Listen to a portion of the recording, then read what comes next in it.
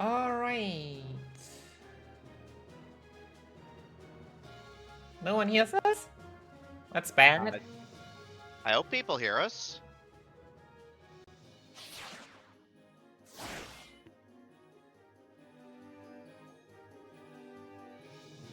I was shortly surprised of the red borders because I myself use red borders, but those seem to be marathon ones. We good. Hello, everyone. Hi. Hope you're all doing fantastic. This amazing marathon. I'm Nikki, and I'm joined by... I'm Demarine. Hi. I'm here to do commentary. Yep. And today I'm gonna show off, well, a very, very rarely ran game. Final Fantasy Tactics A2. But yeah, I would say, before dealing, we have a lot of cutscene. I guess I can just count down, right? So we're gonna start in 3, 2, 1, let's go. Alright, so quickly gotta confirm the name. We're not having any charity, so we can just stick with default Luso. First test, first difficult test. Yeah, we need to change certain answers here. If not, we have a huge problem. I mean, we would just reset, but you know what I mean. It's still a pain though, and the specific answers that you give there will matter for what abilities your clan starts with once we get into the game. And I believe that's what you do to set yourself up so that you get speed +2, correct? Yeah. There are multiple ways to do it, but obviously 131 is a pretty short input considering other options. And it's the best we can ask for. But yeah, welcome everyone to Final Fantasy Tactics A2, the successor of FFTA, which despite its name did not completely make it onto the Game Boy Advance, but was released for the Nintendo DS. Who is an FFTA character on screen?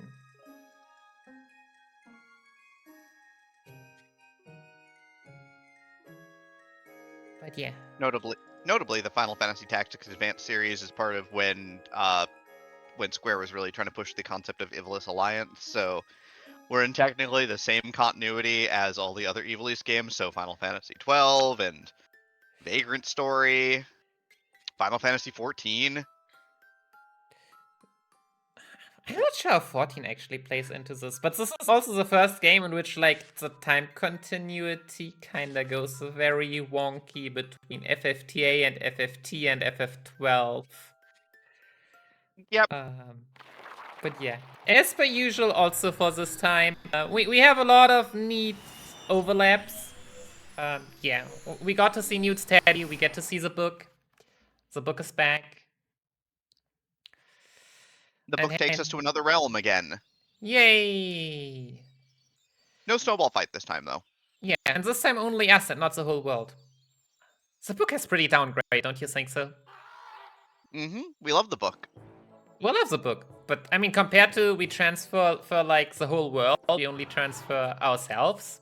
That's kinda less powerful. But yeah. Also look, giant chicken. That's quite a landing.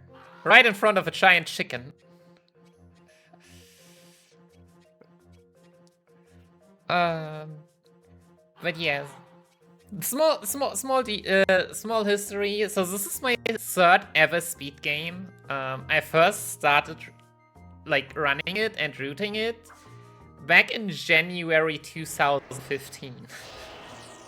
It's been ages. And it has not seen many marathon runs because the route was really risky, and I did not. I thought it was like finished, and there was no way to really make it safe. And yeah, there we were. It's kind of, if you have a huge RNG spot, it's not really great for marathons. But yeah, GDQ Fix was very friendly in being like, hey, I want all FFT games. Would you be willing to run it? So I said yes. And I got some ideas that could make it actually, like, feasibly marathon safe. And yeah, that's what we're gonna show off today. Not marathons, not world record strats, but yeah, world record would also reset like 70-80% of the time. So just as both a plot and systems update, what ends up happening is that you get teleported in front of the chicken, and it would kill you. But this guy's like, hey, if you join our clan, the judge will protect you from dying, and that's super important. So you've joined a clan, and the clans are sort of the structure of the world in terms of basically getting everything done. The judges, of course, maintain the law, which is important. You'll note on the small screen that there's an option that says forbidden ranged weaponry. Certain things will get forbidden in fights by the judges because they want to test you or something. I don't know. And the judges will be important later too. Yeah, but at least, unlike in the predecessor with FFTA, where it was really bad if you didn't uphold the law and you got cards and got into prison, in this game it's more like a suggestion. It also doesn't matter which day you are, it is bound by the mission and not by the day, so it's always the same. It's also only always one law, notably, and not up to 4. Yeah, the major penalty for breaking the law is that you don't get rewards at the end of the fight, so... Yeah, and you cannot revive. Like your bonus that we'll get to later gets diminished, and you cannot revive within that fight.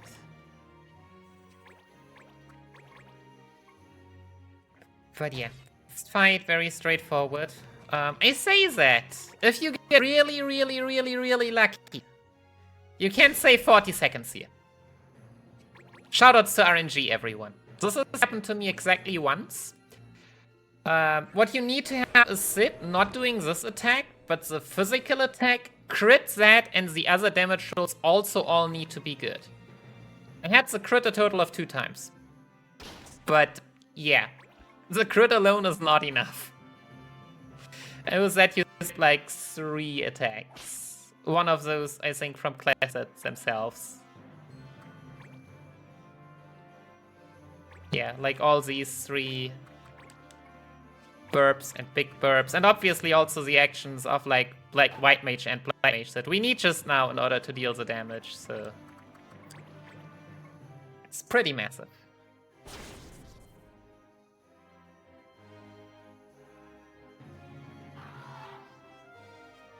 But yeah, burp is too powerful. Now keeps running away. If we ever get to all missions, we would get to see burp again. But for this run, burp be safe.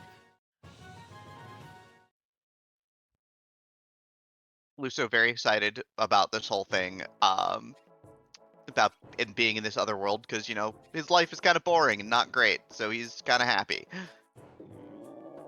Yeah, I mean, instead of cleaning the room of the teacher, his teacher has his own room in school. That's pretty powerful, not gonna lie. Must be nice.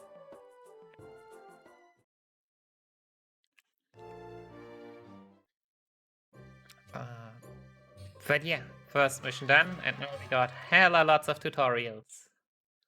Yeah. I mean, first we gotta name our clan, cause obviously we have to be responsible for that. Why are we responsible for this? Because we are the reason that we are finally enough people, because I don't know what they were before. The Nameless Clan? You know, I guess? just video game things.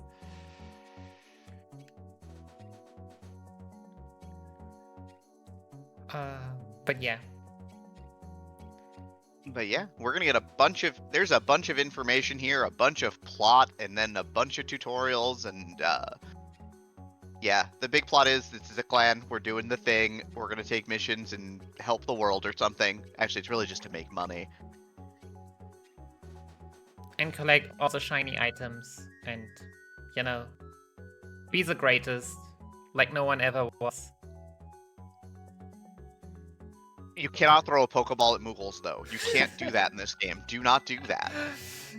Also, we are not Team Clan Nazi, we are Clan Gully this time. SMH not taking the time to rename the clan Butts. Yes, I mean, for once, we all really don't see the names that often. And I know. And second, jeez. Someone is telling me that we have to make up an hour, and I would be glad if we at least make estimate. Because from the usual estimate of like 420 is a dream, or we should go 430, I've been like, this should be able to make 410. I mean, it should, but, you know, RNG is a thing. Just finish in 310. Like, what are the odds? Basically 0, right? I mean, World Record is still a 350. Could be improved, Exactly. but I don't know which godly run you would need to have to even get a 340. And not with the strats we are gonna use. Nah, this is gonna be fairly safe. Can't promise you that. Fairly safe. Fairly safe. Yeah, we are also gonna go shopping.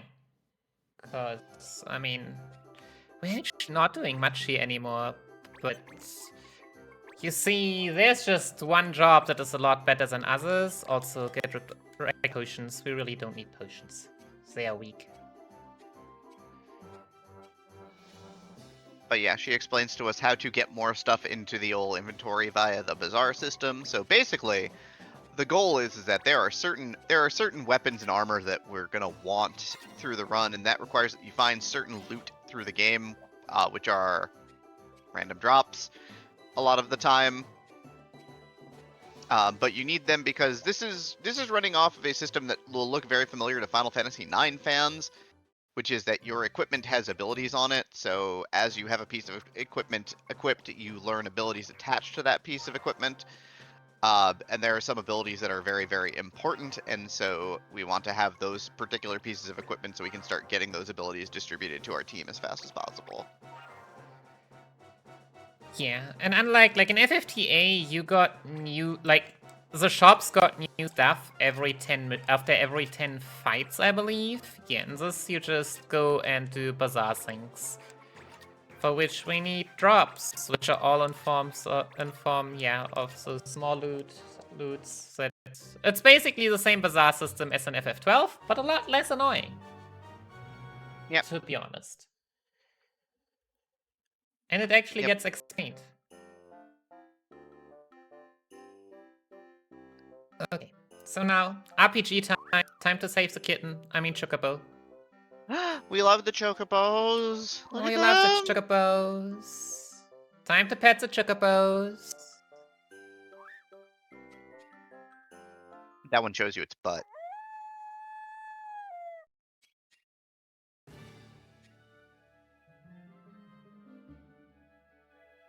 Apparently, Luso is also the chocobo whisperer, so this rules. Yeah, and he has 3 that also like chocobos, but for a different reason.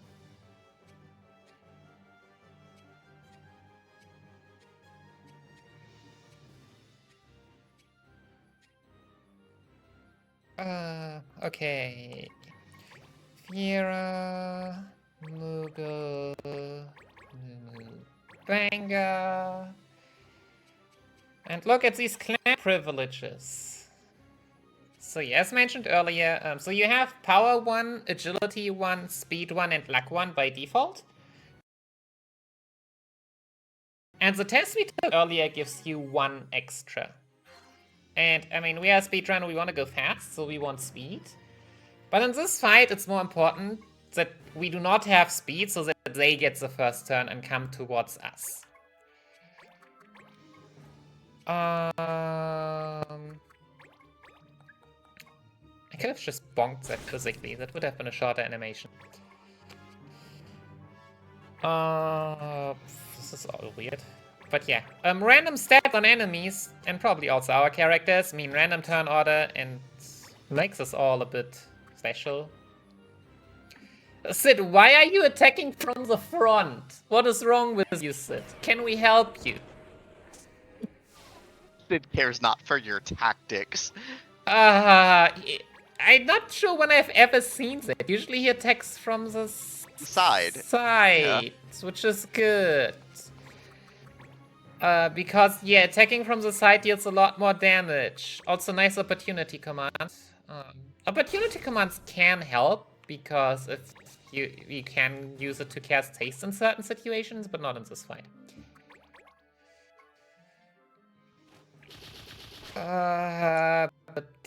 So usually we should not be doing that, but usually Lucio attacks the Bagnami on the right. But I mean, SS Wolf is not dead, and I don't want to see it get another turn. On the other hand, it also means that Lucio gets more experience for the kill, which is good. Yep. Enemies taking turn of supports is slow.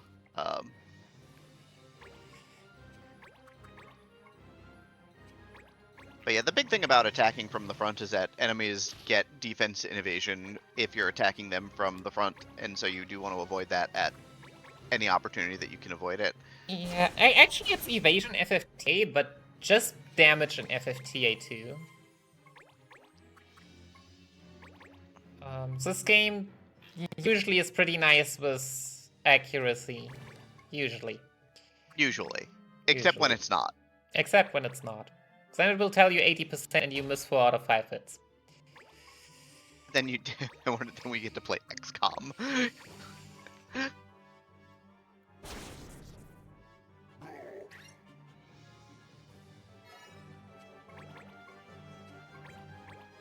But yeah, I mean, as you can see, like, it happens really that you, like, have to take another turn or two, and suddenly you've lost 20 seconds because turns take a while in this game. Animations are long, and they're real pretty, though. But they're long.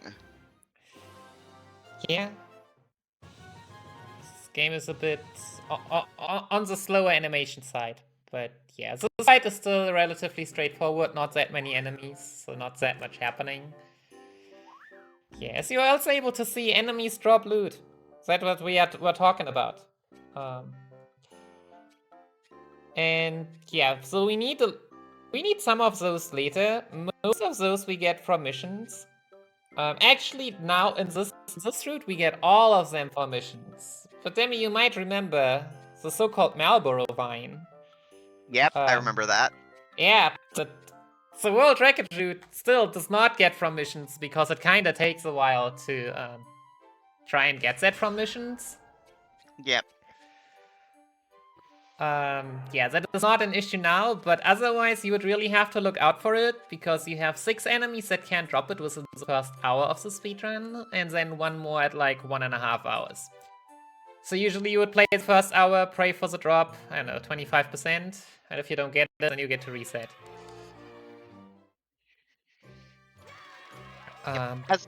As a plot update, as you do like mission, plot critical missions, your book starts filling in. So your magic book starts telling the story of the world that you're in.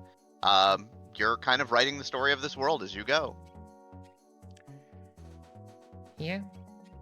For this run, there are only like 2 small drops that can like make it that we can like not take a short mission, but nothing big. Like that's like, I don't know, 30-second time save, not even. One of them. Not sure about the other. Mm-hmm. But yeah, story-wise, we have saved the chocobos. Now it is time to defeat the bullies that are blocking our way and don't want to let us go.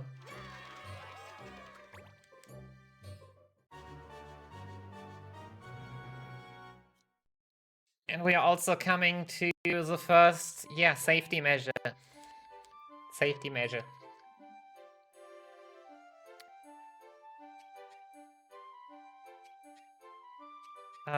So yeah, the strategy that we will revolve around is dispatching. You can dispatch a lot of missions.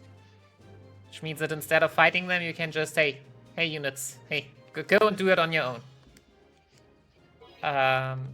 But for that, the characters need to like each other, which is great, because that is completely random if they do or not. I'm sure it's fine. Well, we can make it fine now, because there is also the so-called MVPs that units can stack. And if you have lots of MVPs, you get like a bonus for those missions, no matter if your characters like you or not. Yeah, for the MVP status, you just have to do certain things. In order to be eligible for the MVP status, you need to have the Smash Gosh on the right side. You will see that filled, maybe. Filled by at least 50%. Which means you need... It's similar to FFTA experience. We would need like 50 experience. What it basically means for us is that we need to focus or defeat enemies 5 turns. For 5 turns. First aid would also help. Like all the FFTA runners that like spam focus for 1 hour 20. But yeah, this is where the Viera really shines. Because usually such a thing would like... Elsa Viera really isn't good enough. But yeah, and just being fast and spam focus, that is something she's really good at.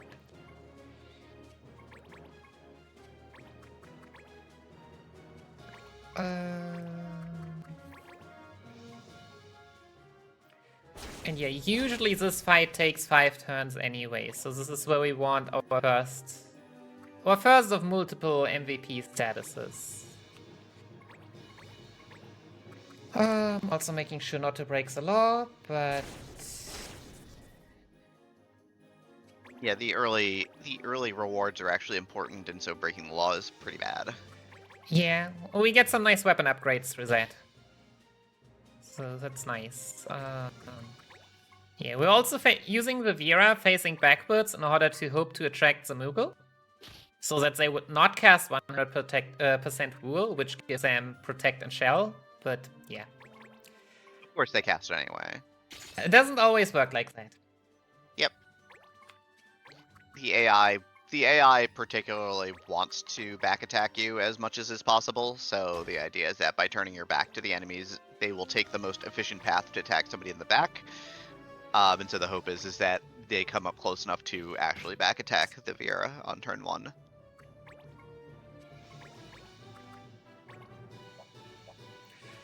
Never mind, we'll keep focusing. Charge it up. I am not gonna move from the spot. Because, yeah, move it. If you move and take an action, you take even longer till your next turn. We already did that once. Also, guest characters, always great.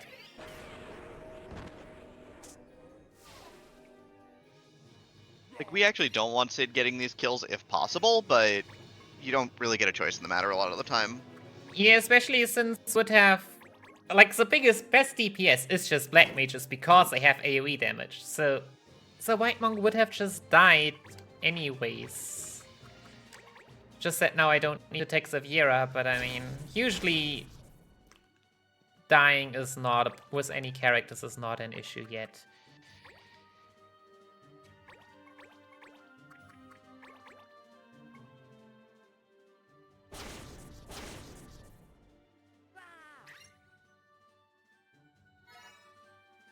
Red Tails, that was also relevant at some point.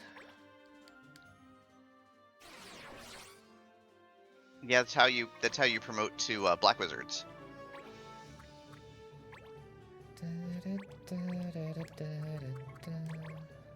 Yeah, I'm just using Thunder. I've never like frame counted it because usually Thunder is a faster animation. But who knows? Honestly, that's... Of all the things that are slow in this game, inputs are surprisingly not one of them.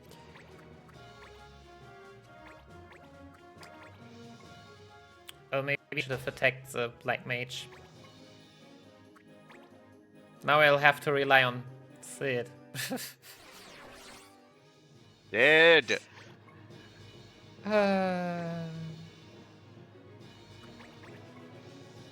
The only good thing is, Sid's actions are random, but he doesn't know power yet. So he should at least be dealing damage. Yep. Yeah, we'll get to more guest character RNG in the next fight. Um. Usually the Moogle is not that much worse with physical attacks, but I guess... Oh gosh, so Viera needs one more turn before we can finish this fight. Means this fight shouldn't have been that bad, at least.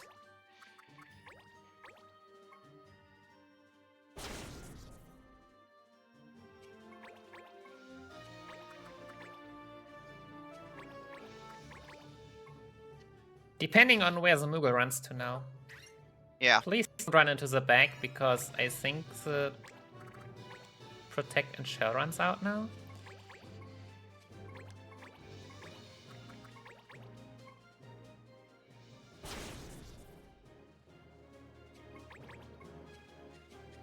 Yep. Okay. So Sid can't do anything. Viera's gonna focus for the 5th time. Also, she has good MP, so you can easily count the number of turns with her 50 MP, because MP just... In this game, you don't start with full MP, but MP fills by 10 every turn.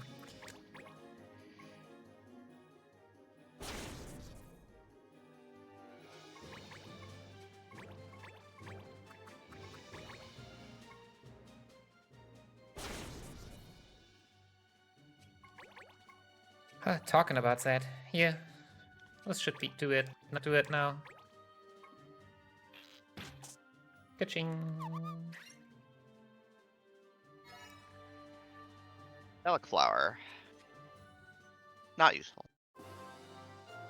I mean, it does things, but yeah. Oh, he gets a Barong. What was I saying? Weapons that, like, can help. That's a decent upgrade. Like, 50% more damage for Lucio. Yep.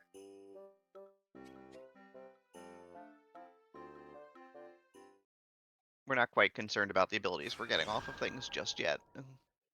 No. We are pretty bare bone in the things we need. Fortunately. I'm also not sure if... I mean, we'll use it for one fight, but sure.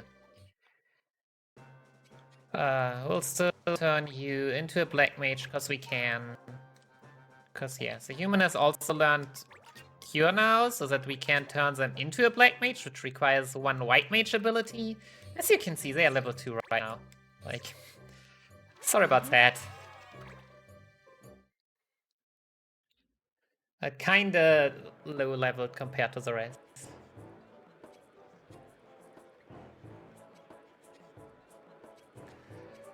Alright, time to make money, Dame. The time to make some money? Yeah, time to make some money. Let's ask... Counterfeiting?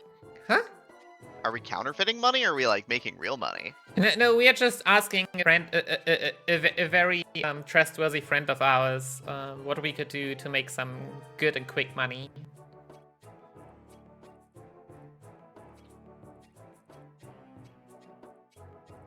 So we just got here, now we're getting into get-rich-quick schemes? Yeah, of course. Of course.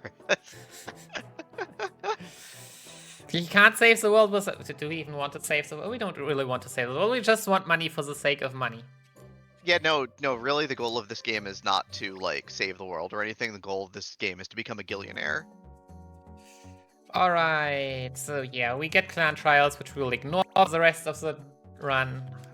1, 2, 3, prepared with love, and wanted cyanwood. So since we have gotten the MVP on the Viera, we can just go and send our characters. Look, 3 of our characters love our Viera. That's a good sign. That is a good sign. I will take that.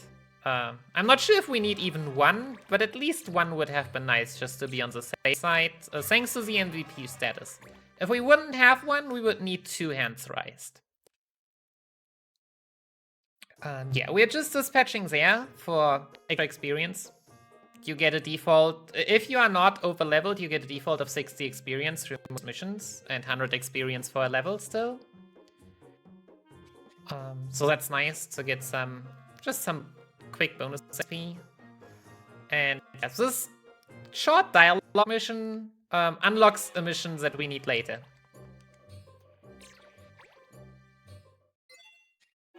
And also this only takes 3 days, so we can just fit it in here. GG did a murder while you weren't looking.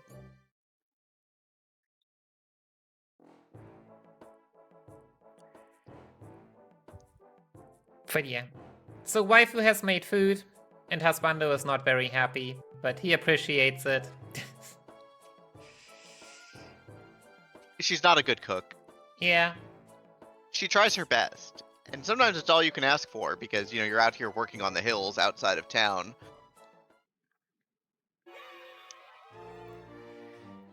Yeah, and now it's time to get rid by getting tomato stalks. So Demi, what is better than one guest character RNG? Is it 2 guest character RNG? Exactly! This fight sucks. In theory, it could be really, really nice. But yeah, that is some special flavor that you get here. Multi-tomato drifting. So yeah, welcome Adele.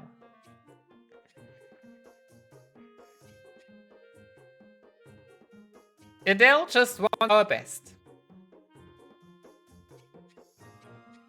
Oh man, but I mean, it is what it is, right? Okay. That's the wrong line in my notes. Oh. This is fine.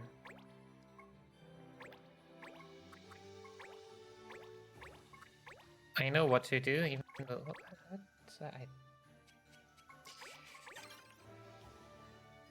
My nose copy-pasted something wrong. It's fine. So yeah, optimally, this mission would be faster, so we have 3 black mages. But as before, the Viera is just very important for the safety of this run. So it's important that she gets experience. Even if this fight does not take long enough for her to take 5 turns again. But yeah. Look at how friendly these tomatoes are lining up. Oh, They're just asking for our black mages to do the thing.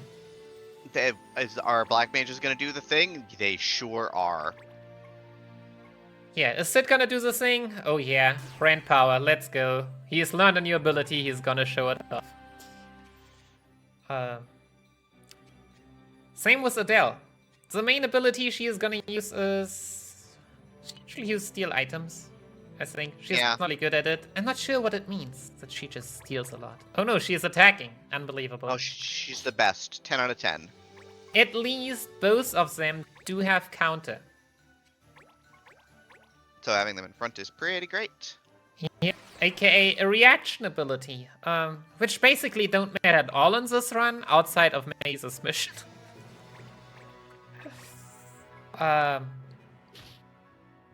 Like, this mission probably triggers more counters than the rest of the run together. Yeah, we'll put 2 melee in this boss here, which has this great stock. Oh, nice Miss Luso. And nice counter crit. Yeah, fortunately we still don't care about dying, so... And now we play the big DPS machine! And now we light Sid up for not doing damage. Punished for casting power drain.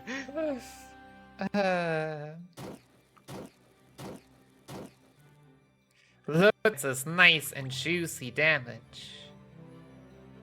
Isn't it beautiful? And the boss is hemmed in, can't get to the rest of the party.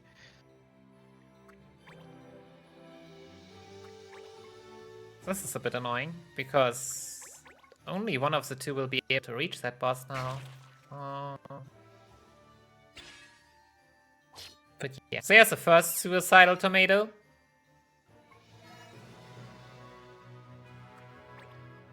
So I also know Blind and Silence, by the way.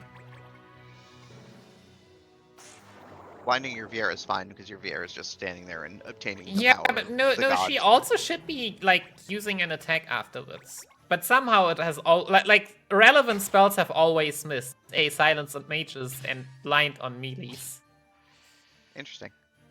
So that I think has more been luck with RNG than anything else.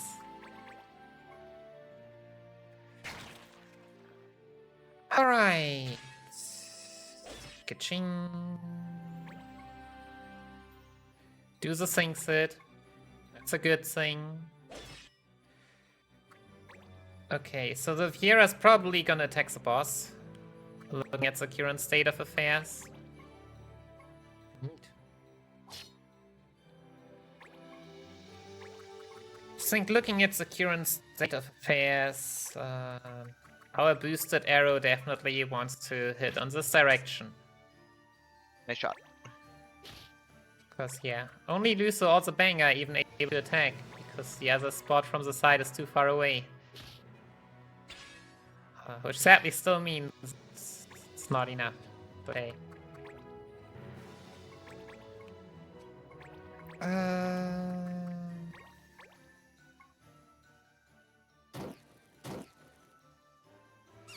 I should have attacked the one, because I knew it was slightly better in magic damage.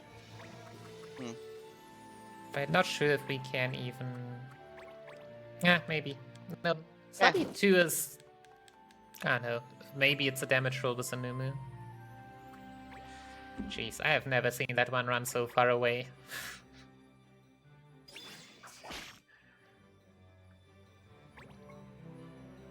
Just want to stay in this fight a little longer. Misses you. Yeah. Who doesn't love RNG? Jeez. You know what? Here. Get the most rare thing you ever see. Bonk. Get bonked by a Numu. The old man took out his stick.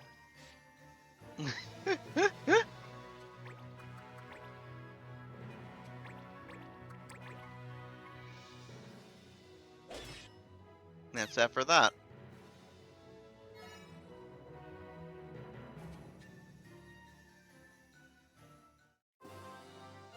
Alright. Let's this fight.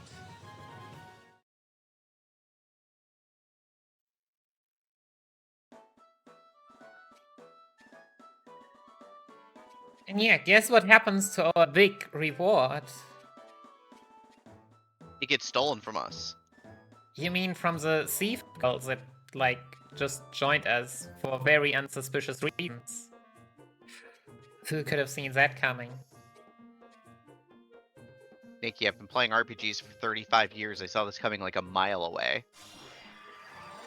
She even teleports out. Yeah.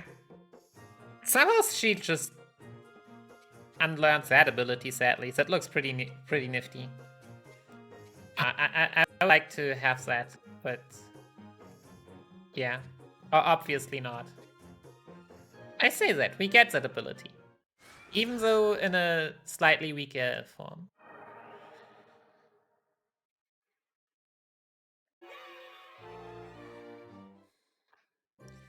But yeah, we mastered all our abilities. Not that we really care anymore.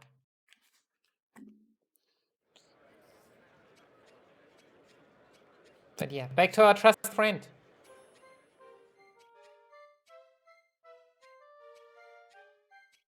That now tells us more about Adele, and yeah, she has already spent all the money that she got, so...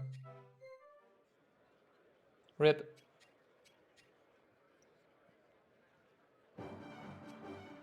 And she didn't even use it to buy a cute ribbon. Can you believe that? No cute hat or anything. No cute hat.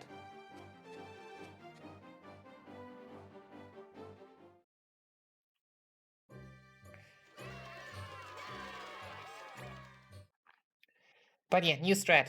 We'll just do more headhunting and go and watch how she just steals more stuff from us.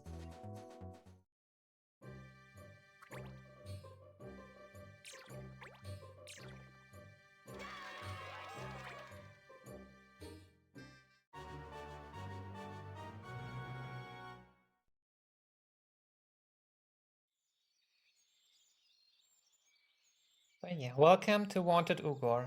The first fight was an alternate goal for the mission.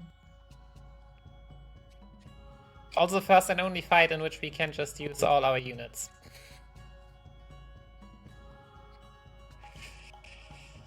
Somehow. Yep, the guests take up character slots for fights. Yeah. Like most of the time. Like, usually you're only allowed to have 6. Numu, Banga, Moogle, Viera, and Chill, cause it's Marathon and we have him here, or a small little level 2 human.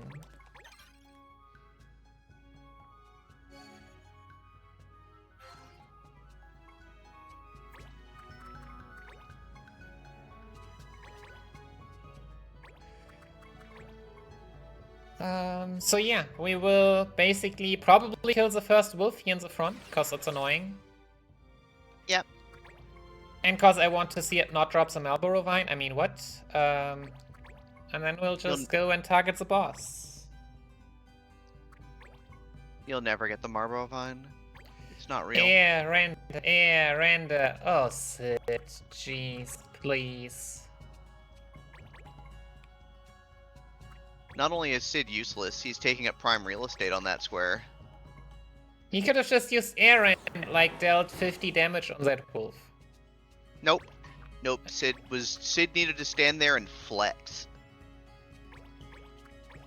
And sometimes he does that. And sometimes he just wastes your time. Because, you know, he knows the marathon's behind. Yeah. He is not a homie. Sid, not a bro.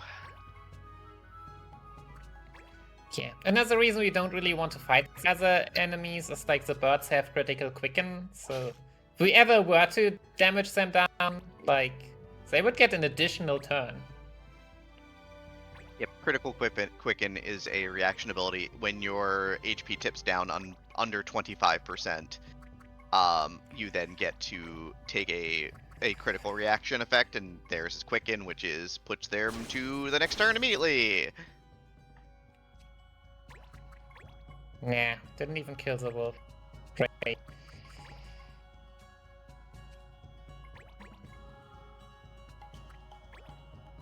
Most of the critical reaction abilities are pretty bad. Critical quicken is incredible.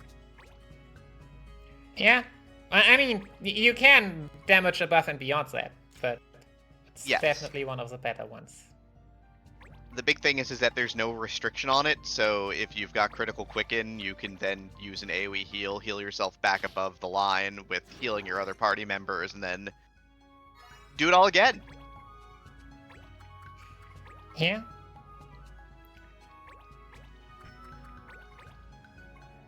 Maybe I should have waited. I don't know. But yeah, I guess as chat is talking about, I guess we can talk a bit about the differences. So I would say in comparison to FFTA, FFTA 2 just basically rebalanced a lot of mechanics from FFTA that, like, I would say were not that greatly thought out and had some improvements. Like, the judge system, I would say, has been a lot improved. It is far less annoying and more of a suggestion than an enforcement. Accuracy is less of a problem, even though I would say accuracy... Attacking from behind should like, affect accuracy and not damage, but... yeah, shops... how items get in shops, definitely an improvement. Moogles, still cute. What else do we have? Yeah, like, some general things, like air render is not as broken anymore. Like, I would say the things around the 6 old races were kind of repelled. Yeah, and then Gria and Seeks happened. But, I mean... We're not going to use one of those to break the game, we promise. Even in all missions, one of those would not be used. Ironically. Because they are somehow not enforced ever. Okay, Sid, don't do a dump. Don't. Good, Sid. Oh, bad, Sid. Bad. So the thing about Sid in this fight is that Sid has the Samson sword equipped. The Samson sword deals Earth elemental damage. The boss Ugor absorbs Earth elemental damage.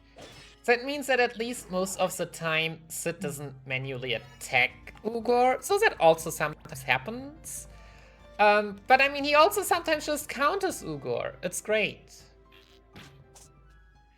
It's useless. It's really slow. Jeez.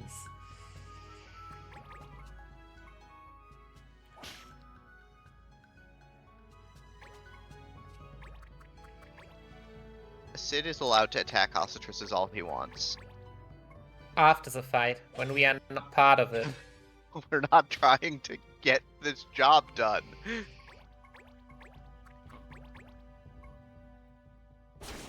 This boss is also annoying because it has an AoE Earth attack that it walks up to you and then uses on you and to heal itself as well because, you know, AI is smart like that. And then Sid counters and heals it again. Great things can happen in this fight. But hey, at least we also get a Samson sword.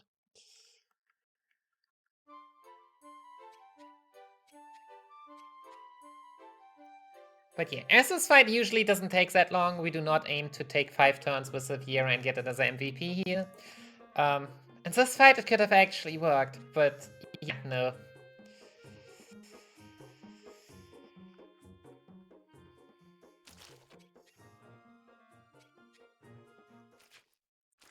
Now our thief girl's back and she is just like, I'm gonna take the stuff, and we're like, that was bait. You stepped onto our trap card.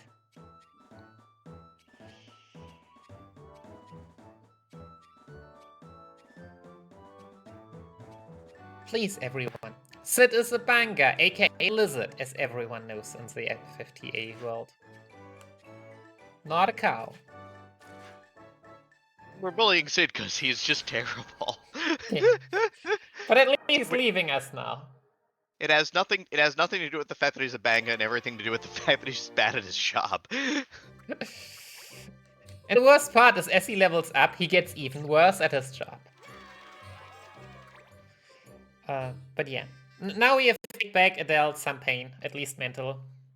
And now it happens what happens in every RPG, where we need a female main character who randomly encountered us twice. What RPG does that? I know. Like most of them, Most of them. So yeah, Adele now joins our clan. For whatever reason. But hey, at least she is level 9 and hence a lot higher levels than the rest of us.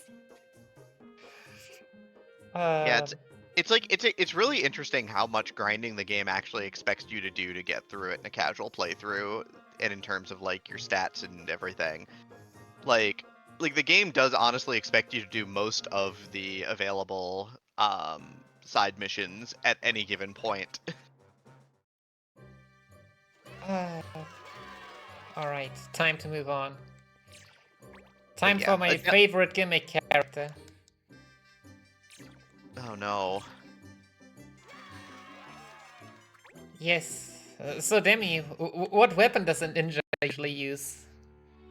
A bow. Dang. A knife. That sounds fancy. But yeah, Sid knows people again. Sid knows a guy? Yeah.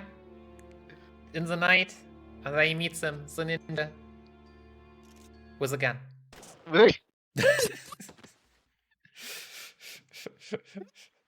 Rip. 07 for Sid.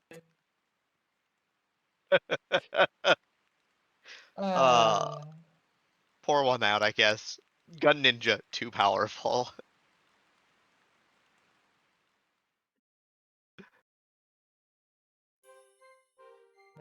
He is not dead, but now he is bedridden. Yeah, he cannot join us anymore. He's unfortunate. Injured. Yeah, and he will. We will let him lie there for a while. Most of the run. So how long in Tactics 8 2 years do you think we'll let Sid lie? I've actually never sat down and figured out how long you end up leaving Sid here.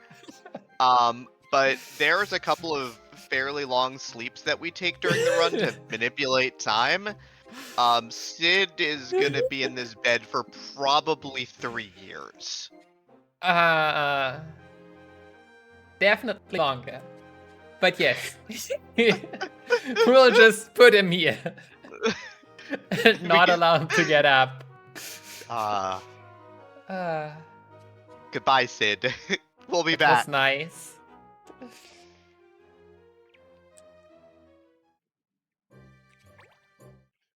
Alrighty. So yeah, after now 5 fights, that were pretty straightforward. Like nothing was really dangerous. The game is starting to pick up the pace a bit. Especially because, again, the game has a definite expectation of having ground up a bunch. Yeah. We'll be back there too, unfortunately. We'll be back here too. But we got black mages.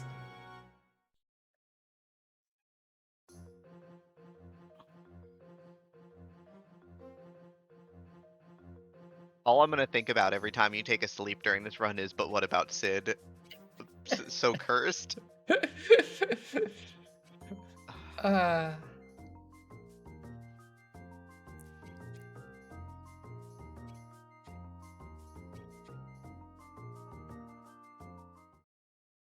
So here's Thunderflan. Yeah, so this mission says that the final boss is the big dragon. And we only need to defeat the big dragon. Au contraire, the real boss is the Thunderflan. The Thunderflan has to die. Maybe I should have said there's a tiny chance that we have real problems. Nah. No, we're gonna try to be a little bit careful about aligning our party so that we don't get Thunderflan a bunch, because Thunderflan, unsurprisingly, this may come as a surprise to some of you, but it really shouldn't. Thunderflan knows thunder. Yeah. And we'll just let it rip at every opportunity that there are 2 characters next to one another. And get healed by the big dragon and the small dragon, and you know, it's Thunderflan can ruin your face. Yeah. The rest of these enemies we don't care about. They're fine. You're running too. Okay. So yeah, we are positioning our characters in a very, very important and special way. Picture, just to make sure. You are gonna focus. Also, the Viera gets MVP again, but I mean, that's a different story that is less important. But yeah, by making sure to not get very close to anything,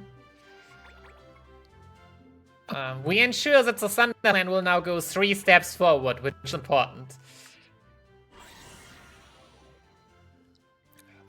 This manipulation at least works 100% of the time, and not only sometimes, because only sometimes would be bad. Here's some thunder. Yeah. Yeah, but you can see that it's gonna rip the thunder there because there's 2 targets available within the range of the effect. So it doesn't always do that. I've had it once happen, I believe, that the Thunderflan actually outspeds Anumu. Oh, that's gross. After waiting. Well, it's not fun. Not even sure how that happened, but yeah. Also, Adele does not really have the best position. Oh, wait, no, this, I'm not sure. No, wait, this doesn't, this doesn't help. So we could attack the small Thunder Dragon, but honestly, it just doesn't help at all. Because that one always gets healed, it has way too much HP, it's just a waste of an animation. Also, the dog decided to not attack us from the side, which makes me unhappy, because then we could have attacked both of them at the same time. Also, we don't want to use fire, because fire is banned. Also, the Thunderflan has absorb damage, so after it takes damage, it heals for 10% of the damage dealt to it if it didn't die. So, yay! Alright, go. Alright! Oh, nice. Let's go. Good job! Good job! Let's get that bread, gamers. We'd love to see it.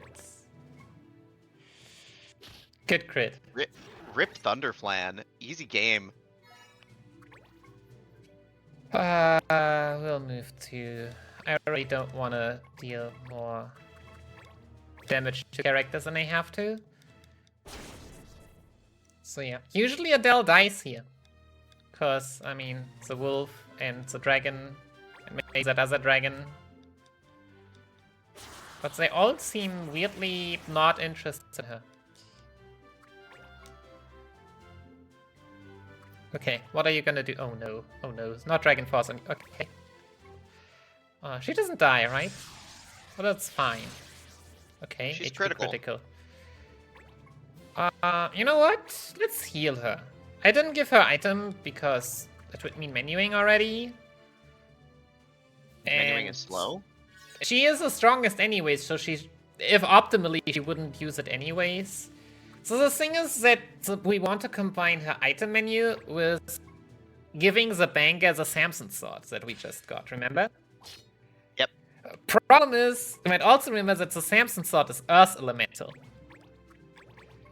And as you might be able to see if you look quick enough, these dogs have Earth Elemental damage. While the Samson sword in theory slightly increases your damage, it also decreases your damage against these dogs. Wolves. Whatever. Worgans. Puppy! Sure. You know what? Give it a bonk. Kosu doesn't love to see black mages dealing melee attacks.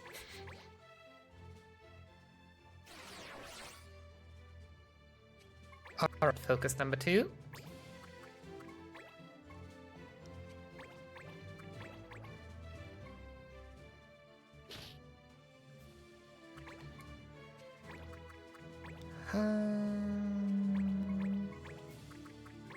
And Wolfie number 1 down. Now I hope that Luso survives. Not too sure about that one, but we will see. Oh, that's bad. Okay, that's not bad. So that ability also can inflict confuse, which is annoying. Adele just means that all she can do is attack, which fortunately is exactly what we want her to do. Yeah, Dragon Force is a relevant attack used, but I mean the dog is gonna die soon anyways, so good target for that. Oh, sure. Okay, could you attack Adele now and eat the count? No. Oh, might. Other question, could the dragon please come down soon? Something tells me they won't.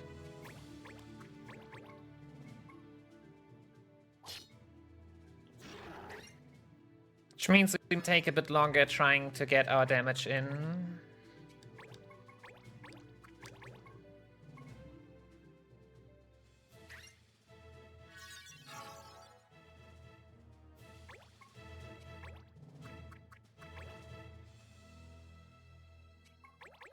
Cause yeah, as great as our black mages are, Gilmunto halves all elemental damage, so that's as far as we go with them.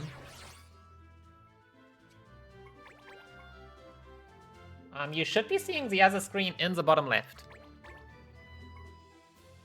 Which, for some reason, doesn't move, so I'm not sure, yeah. Restreamer might want to look into that, now that I look at it, actually. I don't know why that screen froze. I mean, I can check for myself. No? Yeah. That seems to be a restream issue. Yep. Sorry about that, but thanks for mentioning. Like, it's not empty, it's just the starting screen.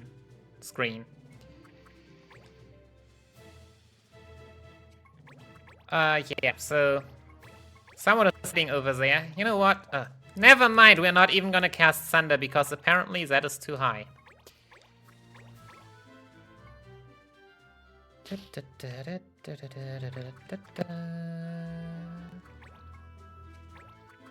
Yeah, there's supposed to be a turn order and the clan privilege and law that is forbidden. That is not helpful. Yeah, go cast Thunder. Just do that thing you do.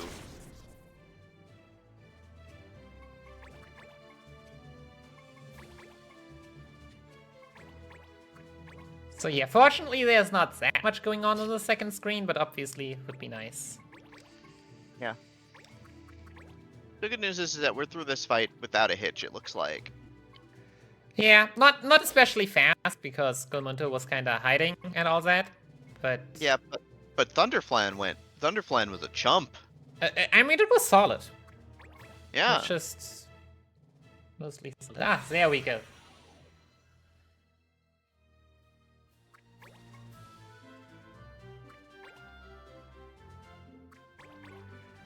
Please stop hitting the Viera. Please stop hitting the Viera. Can you not see that she is busy focusing? She has stopped focusing. She's fine now.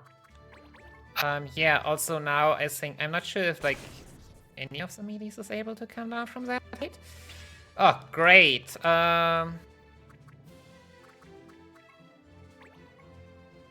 Sure, let's show off. Here's opportunity commands. Those happen rarely, happen more often when you choose luck as your privilege. Yeah, depending on how many enemies or friends you have around you, there's a different ability. If you have 2 friends around you, it casts saves on all 3 of them. It is very powerful. Like exceedingly powerful.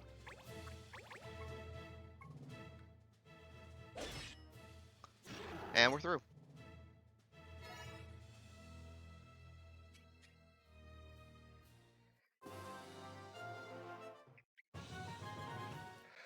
And Adele got MVP and we... well, that's not good. That's bad. That's bad. Luso and Adele getting MVP are pretty darn bad. Apparently, Adele just killed too many enemies. Heck, I should have focused more and attacked less. But I did not consider that possibility. Oh well. Sure, maybe this helps. Is anything I can do, but... wanna guess. I mean, considering that one... I'm not sure. Where one screen works and one doesn't. That's some black magic for me. Yeah, it just means that we might have to take longer recruiting seeks later. Unless we get lucky, we'll see. That's unfortunate, but it is what it is. Yeah. Not much we can do anymore. What you got.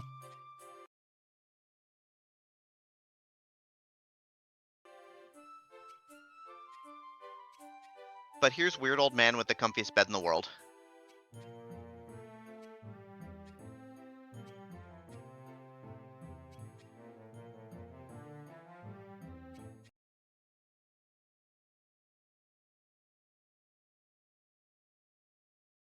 Which ironically was the name of my Numu, I believe, in my FTA playthrough back then.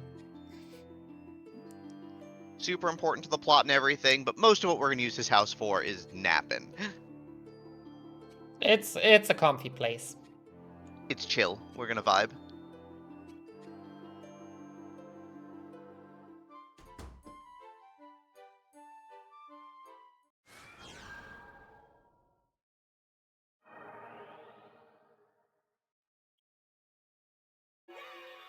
Alright. So yeah, now we're gonna do that menu.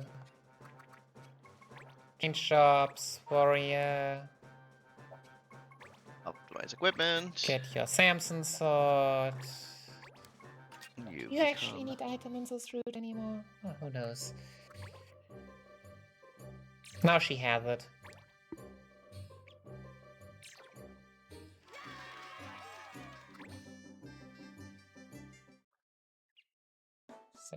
Now we're gonna meet Sid in his bed again. He's still tired. Yeah.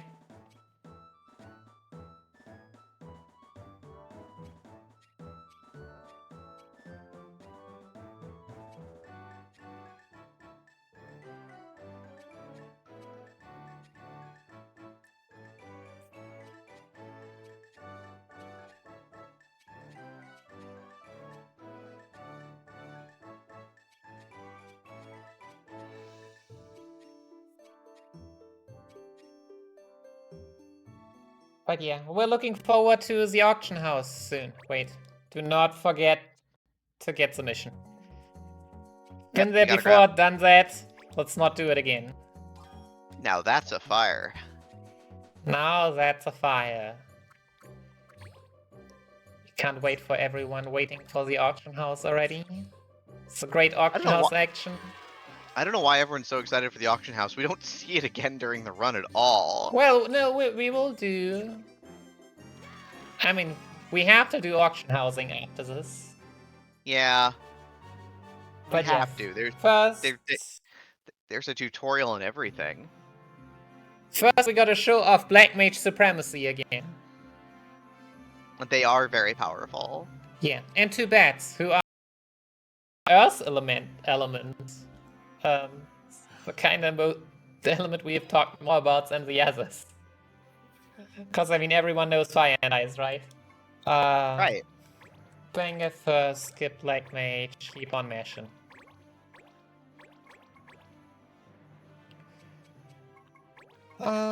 Speed.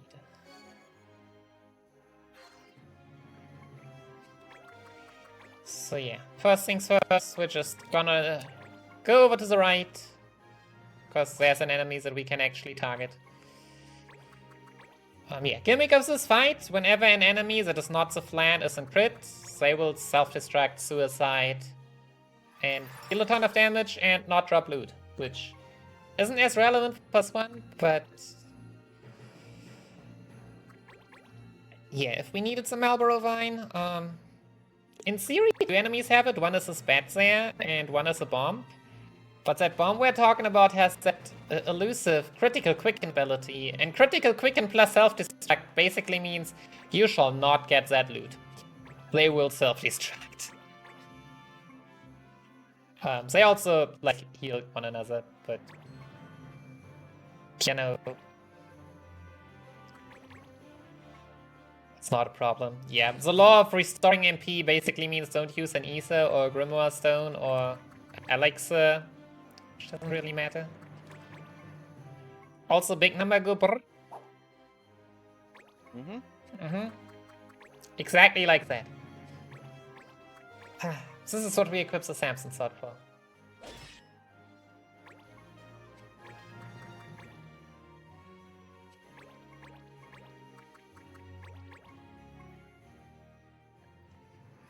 Okay, now that we have...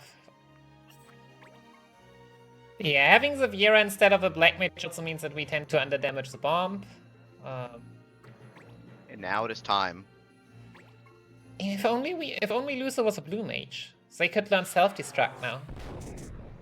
Which is still not strong enough, and also they probably would have to survive the attack for that. Yeah, Lucer. I mean, of all the characters to get nuked from orbit on this fight, Luso's your guy. Probably, yeah. I guess.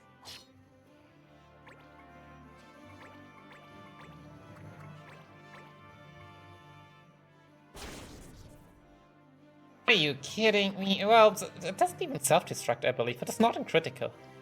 Nope. And at least it isn't fire elemental, so it can't get healed.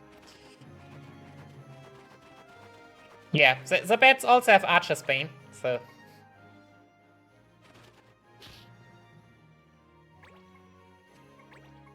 Just outright ignoring arrows for what that's worth for you. Yep, so... let's just focus up a bit. I probably should have also walked, but, you know... So Viera really has lagged in her focus last fight, so... Okay, you can just attack from the front. And maybe he hits this time. There we go. Good Fuck job. here.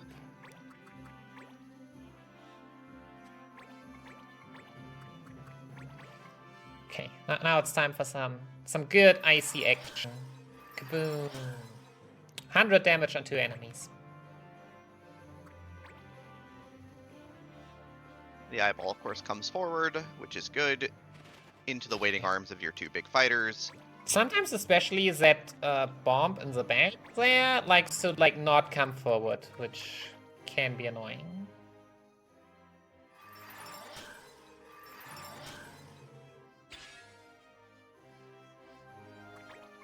Yeah, Berserk is a bit of a weird status. Okay, let's just... You know what? Here. Plop.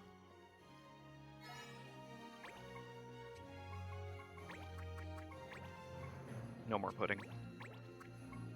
Wait, what am I doing? This banger has a designated target. And maybe one day they will hit for... Ow!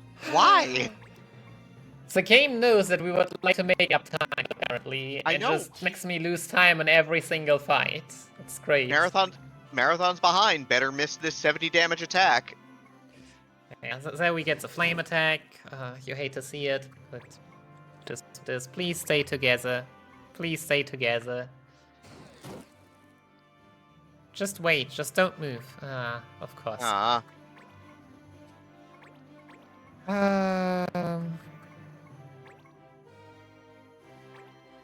You know what? How about some friendly fire? Maximum damage. I'm feeling sufficiently not in danger right now. Okay. Yeah, we're just... But how about we at least... I mean, I'm not feeling pity for the banger right now. Not even close or at all. Alright, my dear eyeball. 1 HP. 1 HP. Right into the Numu!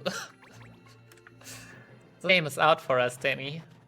Yeah, there's Death Dive. I have the feeling that we need to really try hard. I'm sure this is fine. I mean, we are not gonna die. This should put it to HP crit. Yep. Now we just need the banger to hit the attack from the side to kill, right? Right? Right? Right? Right? Ah, there we go. Getting an important casual drop, but not a very important speedrun drop in a Dragon Bone. I don't even know what the Dragon Bone is for.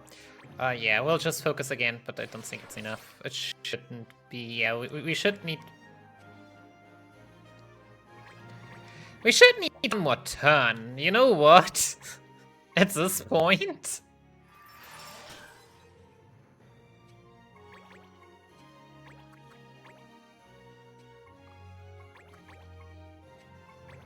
Might as well, right? Might as well. Pretty sure I've counted correctly that this should be focus number 5. Or no, well, one time we didn't focus, but we killed someone, but that's fine as well. And the first turn we just attacked the bomb, which is why that turn didn't count. Yeah. Then we Blizzard, critical quicken. It self-destructs. Adele is last woman standing and everyone is happy.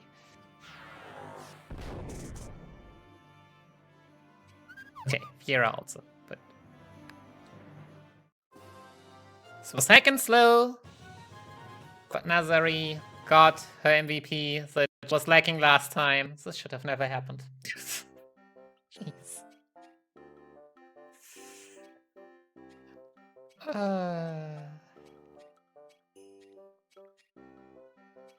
Yep, that is a drop that lets you get the bracers, which gives you Berserker Death Strike, which is a really nice ability casually. Alright, and now it's auction house time. Auction house is very important. It is very important that we do the auction house in Graston, even though this one has 4 instead of 3 in Camel. Yeah, the auction house is a neat little mini game.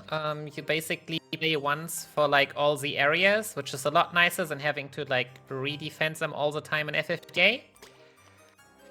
And once we have all of them, you're playing for late game items, armor, equipment, all the good stuff. For the speedrun, unfortunately, it is way too slow. The very first version of my route had that. It was not fun, it was not consistent, it was very painful. Yep. And yeah, we have found something better. But yeah, if you want to have like cute ribbons or something at this point in the game, go for it. Yeah, we're just betting coins 3 times for like saving frames in the sheet that's shown afterwards. But that's it.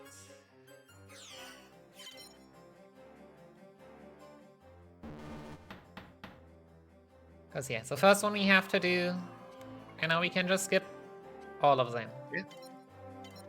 Because we are disinterested in entertaining the idea of spending our money on anything. Yep. And then we gotta prepare for a really, really tough boss casually. Probably the most famous boss of this game. Yeah, the most entertaining and, yes, as you said, probably the most well-known fight in this game, mostly because of what it does to casual players. I'm sorry, casual players. You'll need to like stop watching the screen in a few minutes. Speedrunner got lucky and found a way to cheese it. It almost felt like a glitch exhibit when I found it, but yeah. Once you've seen that strat, you really don't want to get away from it anymore. No, Anyways. No, if I were to replay this game, that is how I would do it, because to heck with it. Yeah, anyways, we have now unlocked these clans that do stuff for us. We can just pay them. We don't even need to fight them. We pay them and get stuff. But yeah, we need to wait. The next one we need spawns in the new months. So in that time, we just go and explore the world.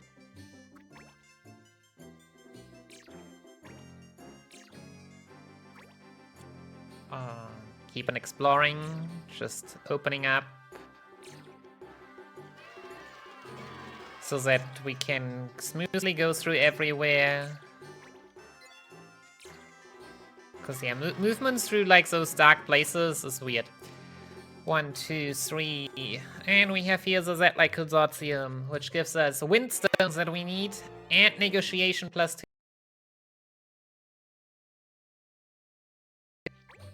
Yeah, normally you gain clan talents, and clan talents give you access to certain missions and things to do. And normally you get it by doing other missions and other quests to up your clan talents. Mostly you end up getting teamwork as part of like the main storyline for most missions that are part of the main storyline, but the other ones you generally need to like do other things to get. Yeah, so yeah. Get another side mission that we need. And it unlocks the mission that we need. It's great. I called it the sword. And then we do a bonus mission. Why? We need 3 items for the next weapon that we have to build for the next boss. 1 was the windstones, and the other 2 we get from this mission. Okay, then, do you think we can for once get good RNG? Like, this fight only knows good or bad RNG. Do you think we can do it for once? Oh no, this fight is only bad for RNG. I've never seen this fight go well for you. Really? Is it that bad? Jeez. I'm trying to will some good luck into existence by saying that normally this fight is garbage. It has been way more often garbage than it should have been. But yeah, once again, we are moving our units in a certain way in order to hope to manipulate the enemies to move accordingly. Yep. Who knows if it actually works, but you know, it doesn't really matter. Also, this mission shows us where the trapped tiles are. Yeah, so this mission only forces us to step onto the traps to disarm them. If the enemies step onto them, there is no disarming happening. Which is why we don't want the enemies to step onto it. Yeah. Then they block it and we're annoyed. We need to wait for them to step off again. It's great.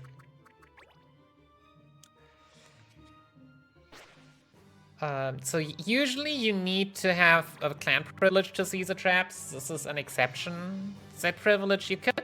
bad RNG. You could get... there is also like one of the clan trials for it, but you could also get it by inserting your FFTA copy to the game slot.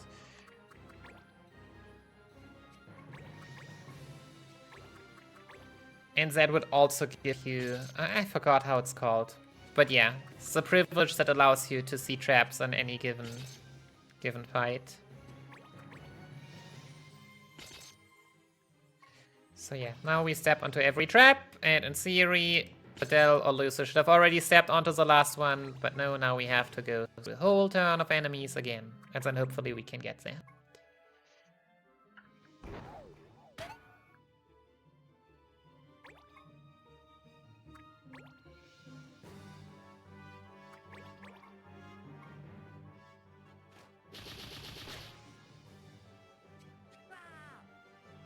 Ow.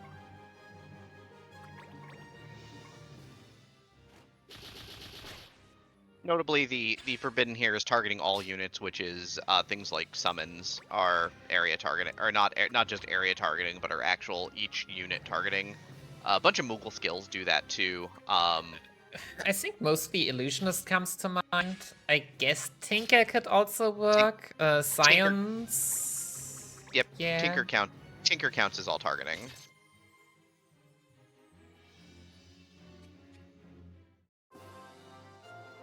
Alright, so yeah. Finally done though. Get a bow. We get Worm Carapace and Syncatite. Tight. And That's really what we're here for. it's time to do what we are really here to do. Do you think Sid is the only one that is able to nap? No, we're I all did not napping. check my levels. If now my levels are all wonky, I'm gonna... I don't know. I have also backups for that, but it's like, really? Definitely. Okay, first we sleep for 20 days.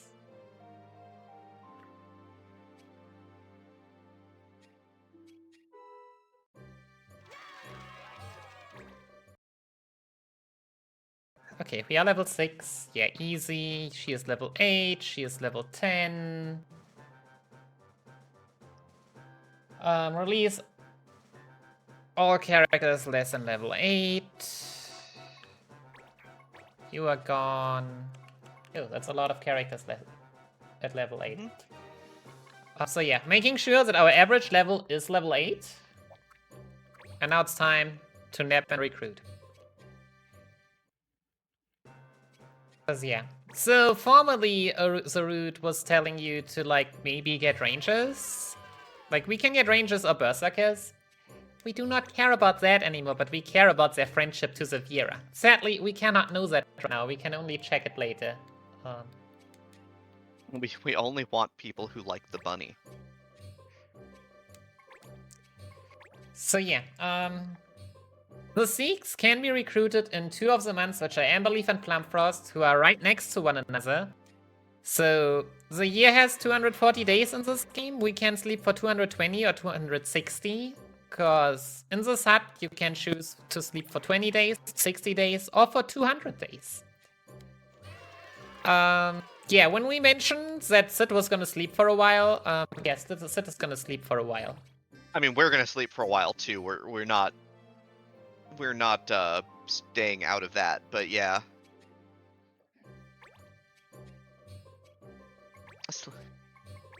Yeah, just gonna recruit, I think 6 Sikhs is fine. That's barely a time loss, a 6th one, and then We'll And then just see how much they we'll save and see how much they like our Piera. Hopefully a lot. Yeah. Hopefully. Emily. Also a bit important that the 200 days always happen last, because else we are suddenly in the months of the auction house. And then we get an extra pop-up. You know, gotta save those frames. Yep. We really don't care about the auction house. No. But yeah, Sid's gonna have been knocked out for like 6 years at this point. This rules. So how many is that now? I have 1, 2, 3. This is the fourth one. The first Berserker. Dang. Ultra would have been really happy. Yeah. Certain moment.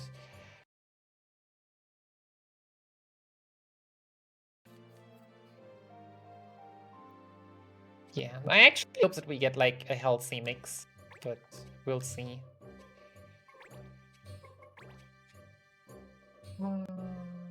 Plus, yeah, afterwards it's snap. Yeah, 180 days. We can make that to 400.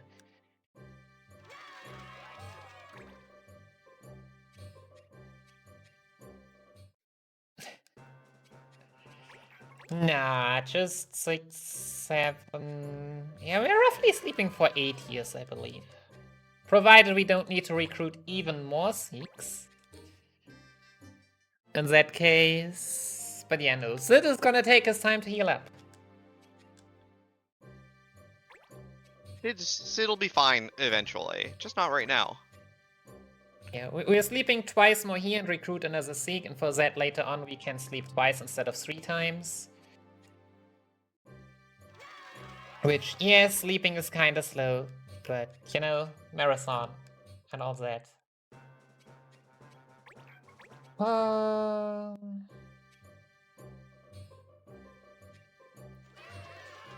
Okay, menu, I guess. I guess we'll menu. Luso to... Why are we menuing right now? Sure. Range. We got 5 ranges and 1 unbelievable. Sort by speed, sort by jump, and then we manual sort.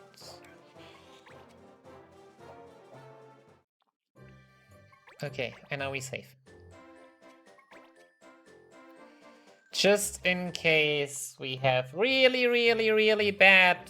all our Seeks really hate our Viera. Just in case. Here's my favorite town in the game, though. Down, why down? Murabella. Okay. Show me the hands up. Bad. Bad. Good. Alright, we did fine. We can work with 3. I'm fine with 3. Yeah, I mean, in theory, only 0 and 1 are bad, but, you know... You're hoping to get one. You're hoping to get one very happy, potentially, but eh. We'll just work with 3. Oh, this is as happy as they can be.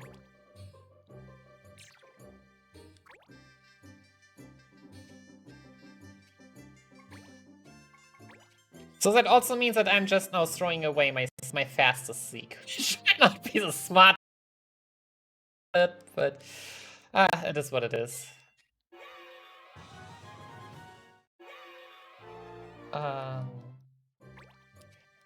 But yeah, so we are now gonna need to go on a dispatch spree in order to get some levels, because in order to get the Marlboro Vine, we need to win level 13 dispatch mission, which means that looking at the amount of friends the Viera has, we need a level 13 party.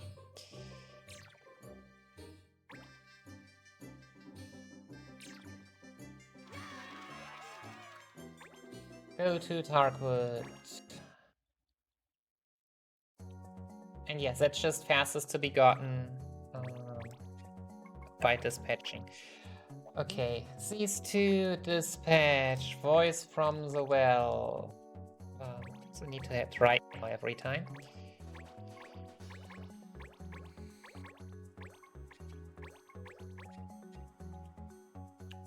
But yeah, recruiting our Zeeks at level 8 means that like the downside... Oh, wait, down... One up. Oh, you. The downside we have by recruiting Berserkers, like, Zeeks give us defense and speed. The stats that you would kinda want most of the time. Berserkers have attack, which, for the ability we'll mostly be using, is not that helpful.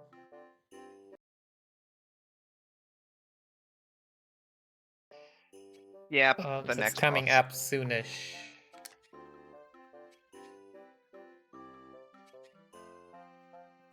But yeah, we are already preparing everything, getting all the missions done that we need for the weapons and armors that we'll also need later on. The experience isn't terrible either, because you want the experience for this fight.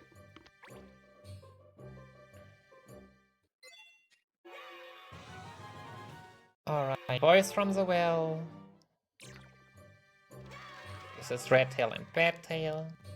Yeah, this was a mission we formerly had to fight in order to hopefully get our Marlboro vines there if we didn't get a drop. It was painful. And then retry over and over. Cause, yeah, every enemy has tier 1, level 1, 2, 3, and 4 loot, and in every one of these levels they have 4 different drops they can have. And only one level 1 loot was the one we were looking for in that mission. And potentially one level 3, but yeah. Okay. Bunga Buckle, Silver Sun, Numu Nobles. Those 2 missions we got by reading the notices just now. Down, wide, down, wide, down.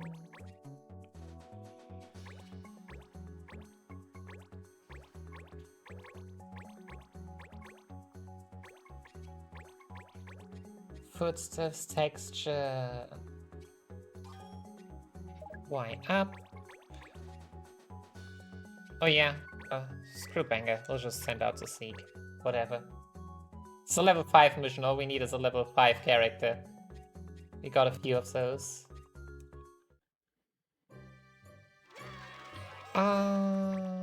Nope, we don't want to be there yet. So since we did not get the Soul Shuffle drop... What in the world are you doing there? Chillin', vibin', chill vibin'. Blocking your way, I think. I hate that. What are you doing? Okay, we'll have to see how we make that work. I mean, I could potentially also have just run into that. Well...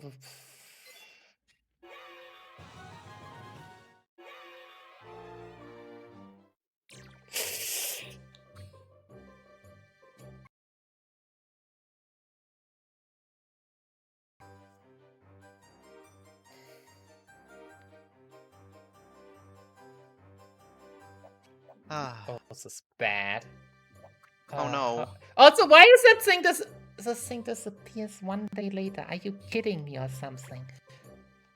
The problem is that Bunga Bugger Silverson disappears now?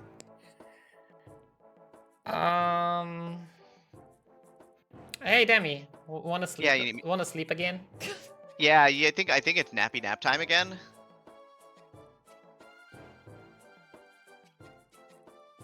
These enemy spawns should be consistent. I do not know why this has never happened before. Yeah, that is very weird. It might, maybe it has to do with my recruiting a 6 Seek and then sleeping for 400 years, that we are a year further on than usual. I mean, we also did say that the marathon's behind, and that probably didn't help the cause any. True. True.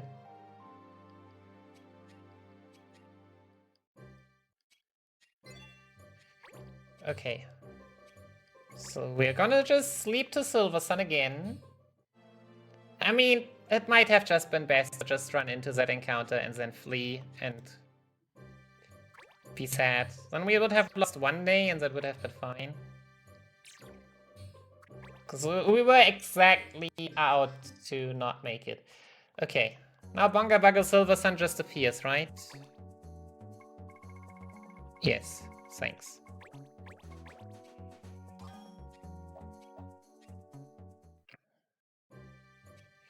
Okay, shopping. Bazaar. But yeah, we needed a drop in order to make this weapon. What am I doing with Firestone? I want Soul Shaffle, Tantite, Velvet. Here's a wizard's hat. Yep, that cute hat we get for this run. Yep. Silver Death. Windstone, Syncatite, Worm Carapace. For the silver bow. And then we're gonna come in here, we're gonna buy some high potions, we're gonna grab some Phoenix Downs, we're gonna grab some hats, gonna grab some silver bows. Should have enough leather clothings. I mean, we routed almost only ranges. Yeah. We can also release you. And then we optimize. Oh yeah, we gotta get there later. But why are we What's up? Lucio seeks okay. Right.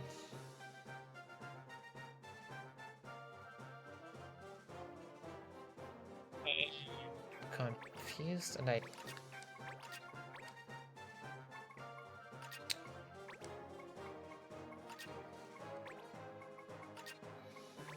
Yeah, the silver bow is technically slightly lower attack, I guess. No, I'm not sure. Apparently we are not using the Fiera, which makes me feel weird. Trust the notes, right? Yeah, believe in the notes that you wrote. Believe in the notes, believe in you. Oh yeah, also everyone needs items. And Everybody most needs importantly, item lore. Cause yeah, items are OP. High potions heal for 100. Like, how many abilities have you seen that deal 100 damage? And item lore just casually doubles that.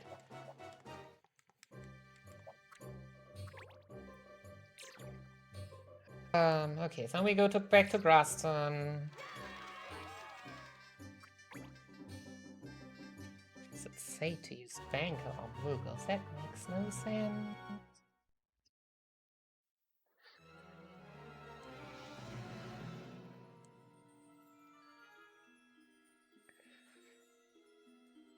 Cause yeah, welcome to let's fight some undeads.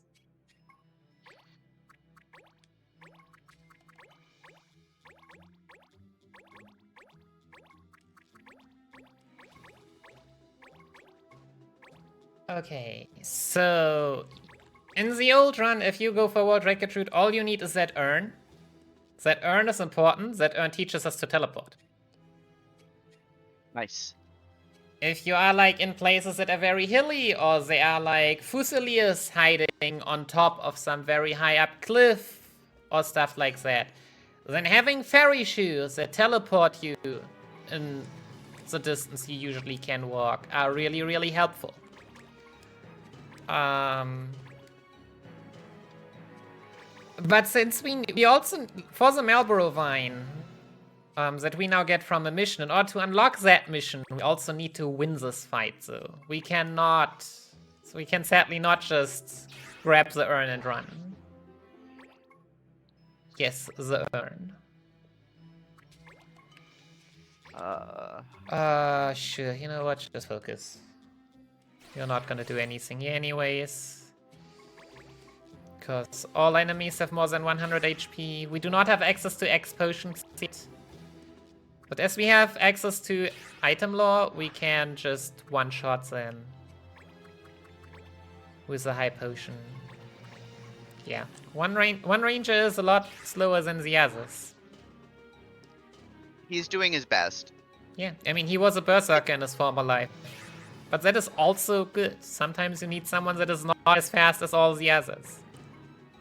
He's doing his best. It's not very good, though. So yeah, they have fairy shoes. Urns have like... you know what? No, wait. Okay. No one of you... All of you are actually my friendos. Yeah, so often the urns have like pretty good items, which are randomized, but some of them have like special items all over the world. You can only open them once, even across missions in every area. Like, there's even one that has a cute ribbon. One that has the Orb of Minu, one that has this, a Brigand's Glove. And we'll very soon see another one that has a very, very, very important item. That's supposed to give this route the necessary safety for especially the final boss. Notably, when you kill undead in this game, they don't die on the spot. They're left in 0 HP status. Yeah, and unlike FFTA, where you see that after 3 turns they come back, and this, they don't show you how many turns. It's just very random, and that's annoying, but it is what it is. Yep, you can attack the headstones to break them, though. You can at least use Burial. That's what I know, if you give the silver bow to an archer. Right. Problem is, if you do that on this map, a new undead might just spawn. And then it spawns somewhere where you don't want to see it, like at the edge of the map, and it's even more annoying. And yeah, copycat. Copy is bad, and it's annoying. But at the very least, the law is more of a suggestion. Characters should not die, and yeah, our 2 Seeks over here are just getting blocked forever, so...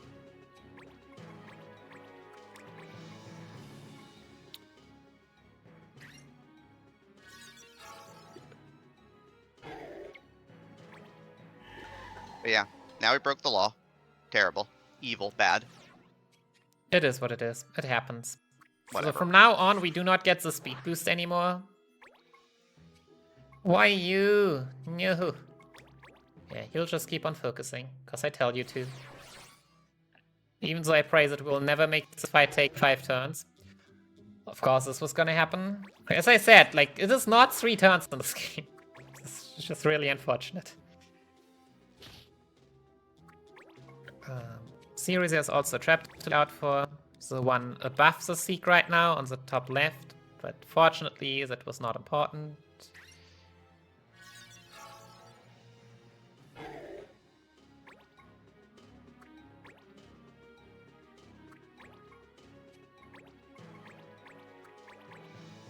Okay, and now we don't miss a 95%.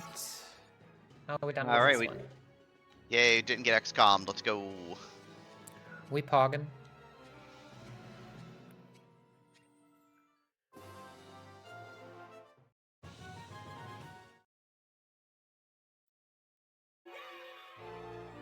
Please enjoy your Dipro bonds and, more importantly, just points of things.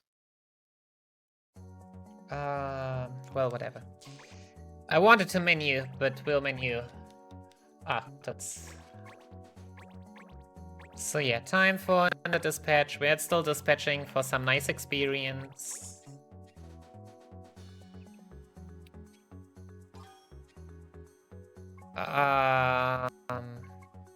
We need to sleep for more than I usually do, because I slept early and only for 220 days. That makes sense.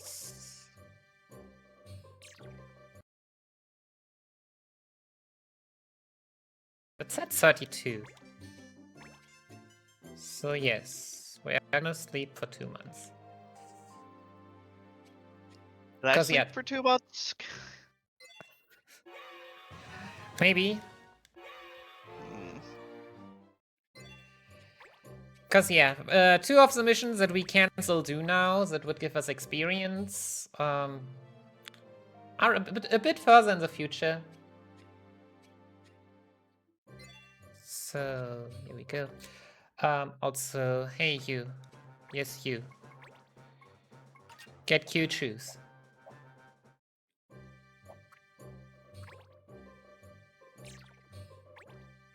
If this works out, it should.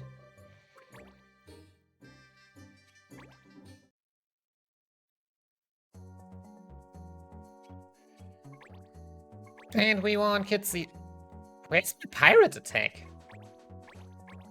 Whatever. It's gonna show up sooner rather than later. Right? Yeah. Probably check. 15. 15 days is bad. 15 days, whatever. We'll get there. Yeah, we need to also go 4 days because that's what the mission takes. Get level 8, level 11, and that at least makes the next mission not take 20 minutes. Hopefully. So yeah, welcome everyone to Yui. Yui is a lot of the flow sands. We love him. The most iconic boss of this game. So around 660 HP. An AoE attack that deals like 50 damage to everyone. A draw-in attack that draws in an enemy, deals around up to 80 damage, and heals for that amount. And Soul Crush, an attack that it only uses on the enemies right around it, which you probably will not see. Because there's a reason why we gave all our Seek silver bows. Yeah, so ability. They have +1 range. They are basically there's one longbow I believe that in theory you could get, but they are basically the only bow that you can get at this point that will give you that +1 range. And that +1 range is very crucial. But yeah, we're gonna set up the party in a pretty specific way here on the early turns. Yeah, and our last Seek with Fairy Shoes is gonna take a different way.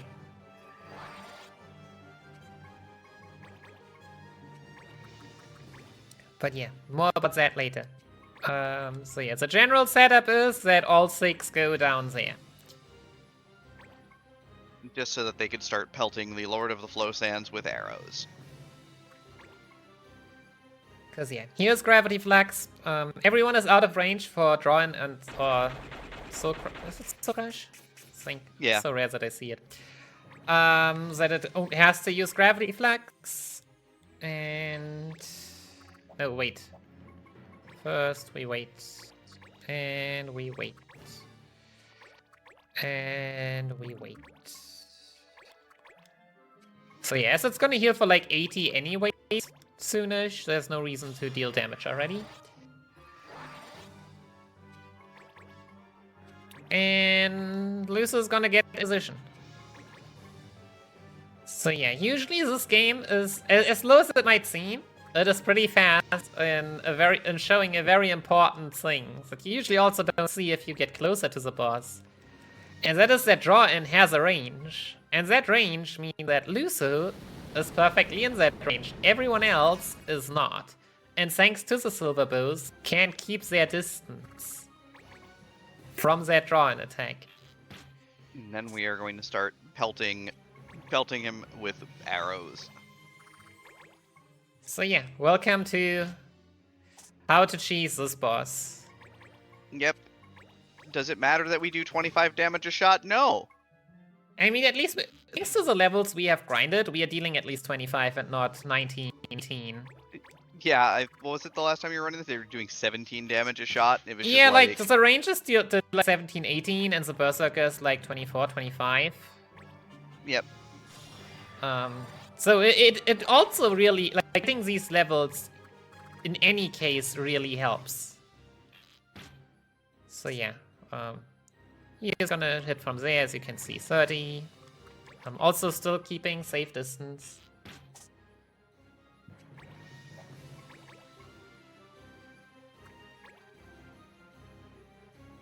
And of course, the other two ant lions on the field are a little confused about what they need to be doing with their lives, so they're going to wander back and forth a little bit.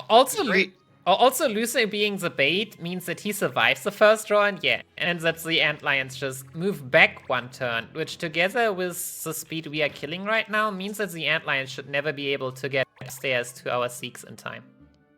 Yep. To actually be annoying. That's good. Yeah.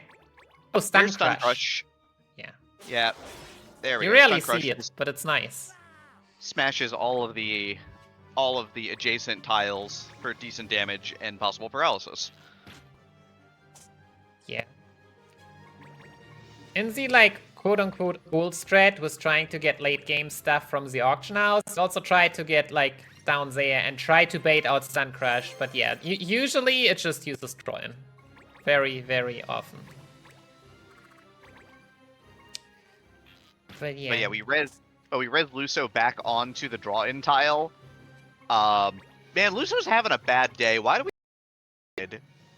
He's here. He thinks he's gonna be on a grand, exciting adventure, and then his whole day is because getting... he forced himself here. If we could, then we would have the Viera here get another VP. Which is why I was a bit confused earlier. But yeah, we haven't talked about the urn yet, really, right? You don't know what's in the urn, do you? No. Do you want to see? Yeah. Treasure's exciting. I like treasure. Yeah. Here, have a look. Oh, it's an angel ring. Heck yeah. Angel Ring is one of the best equipments in the game, I would say. Also, heck, Gravity Flux. Because the Angel Ring gives the person that has the Angel Ring equipped one re-race for free. Talk about a backup, right?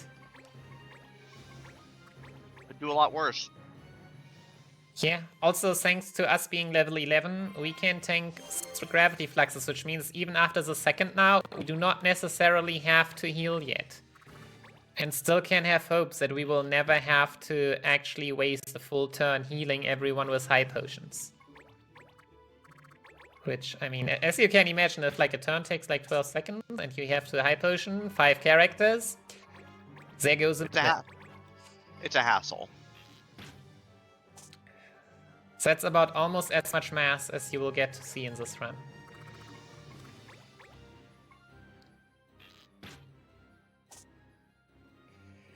But yeah, if you ever find this boss annoying and don't know how to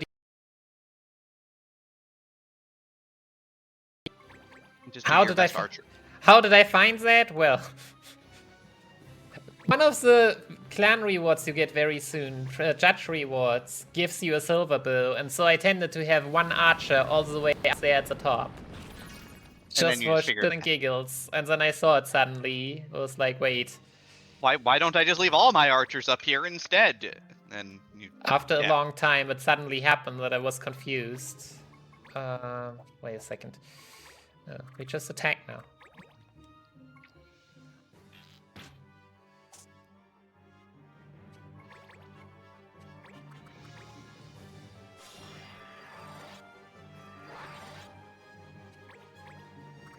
Yeah, beating the boss normally means either you have grinded a lot or you have gotten really good equipment through the auction house, or both. Yep, but in this case, well... Yo, we finally got a crit. That took a while.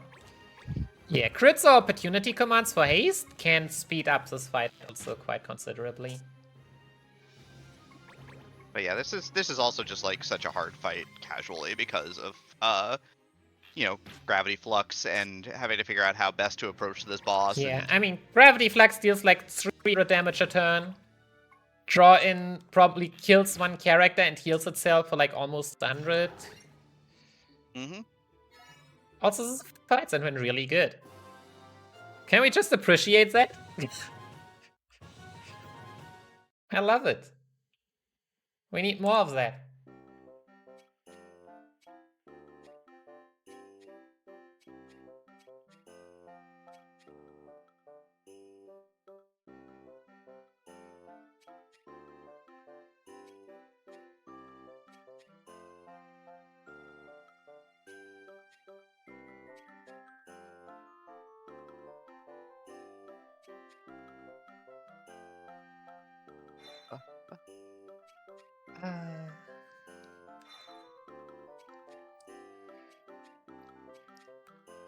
But yeah, with this we can finally move on.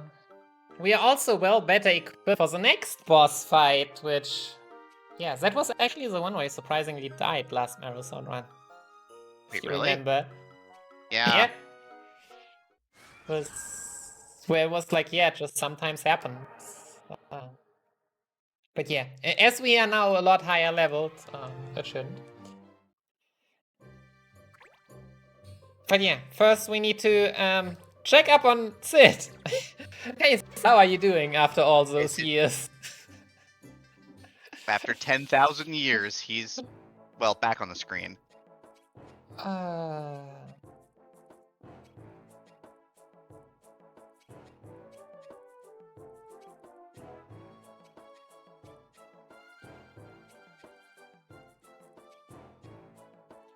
But yeah, still resting, by the way. Still resting. Still convalescing. He's doing fine. Yeah. It was a ninja gun. It does extra damage.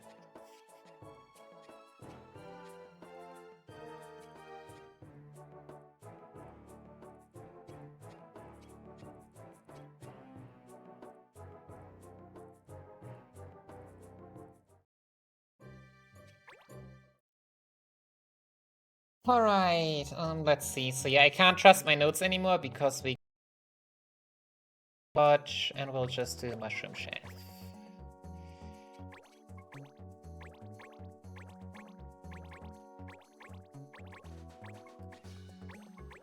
Just do Mushroom Chef because we can. Oh yeah, we can't do Pirate Attack because Pirate Attack is gone somehow. It's 7 days. 7 days is fine, I believe. Yeah, I mean, we need 5. We just spent 5. So yeah, anyways.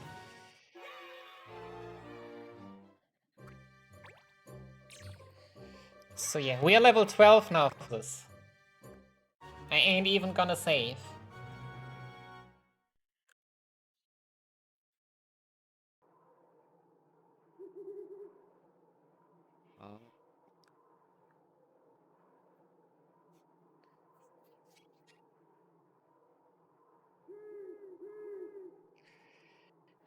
But yeah, also like access to that angel ring was only like easily possible thanks to those fairy shoes. It just lines up. But yeah, hey, here's our ninja friend. He wants our judge. He wants to buy our judge, and we're like, no, no sale. And he's like, okay, then I take it by force. I'm gonna use my ninja gun on you.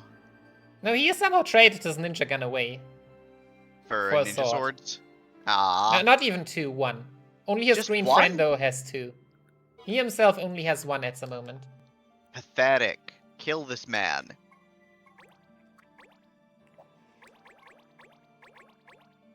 Show him the power of medieval gun. Alright, but yeah, he has been given a special power, and that is to lock our judge away. Which means that we lose our privilege instantly. And we can't resurrect characters. Yeah, but we still choose speed too, because as you can now hopefully see, like the first 30 turns, the 20 turns, are calculated beforehand. So for those turns, it still applies. Well, that's slight boost we would take with us.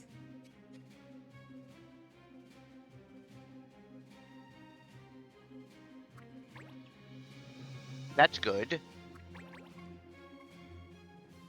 But yeah, please move directly into range of everybody. Yeah, sadly not, but if he just went completely close to Luso, maybe I should have just also not kept that space free. But I mean, we have archers, so let's just go deal 10 apiece, because, I mean, it's not like we have anything better to do, right?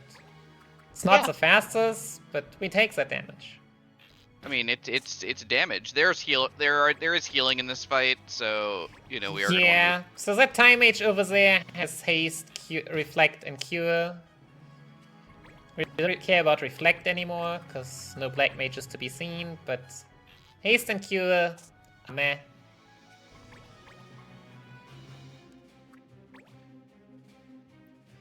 Oh yeah, and everyone has leg shot.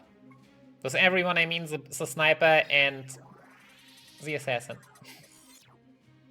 They don't want you moving.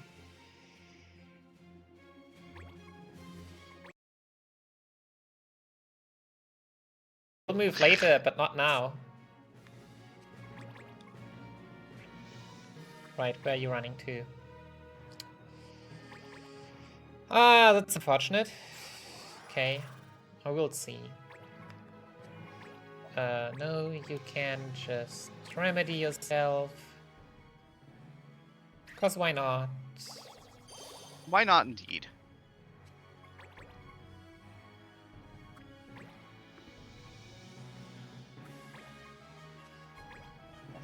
No, you just wait, because Ninja now comes closer. Nice.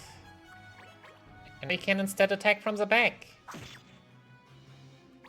The other nice thing is that if you've got characters adjacent to Ewan, the healer may not heal him because the healer doesn't like healing your party members, so you can kind of get away with not ending up healing, not seeing him get healed, which is kind of important. Yeah, also, counter can be really well used against him.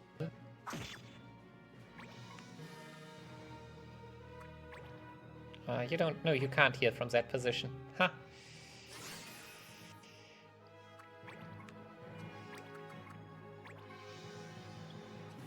Okay, we should be fine now. Yep.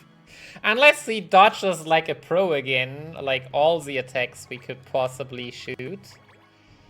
Under normal circumstances, we are fine now.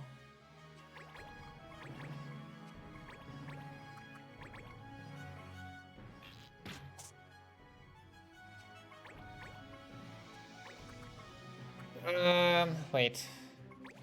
You're an archer. Doesn't matter, just get that damage in. We are in a marathon. See, or you are the one that misses, even better. If there's anyone that was supposed to miss there, it was Luso, for sure. Easy. See how easy this fight has become, Demi. Yeah, that was entertaining and fun rather than terrible. Like, it is not the highest DPS you could possibly do, but the Sikhs just have way more levels and HP right now, which helps a ton.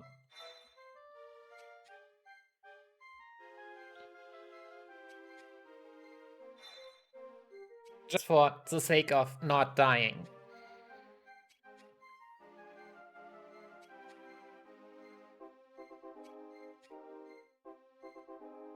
Yep, but we get Ewan's Rock, and we get to muse on the nature of judges in this world. Yeah. We ask if the judge is okay, and he shows back up and goes, "Yeah, I'm cool." Yeah.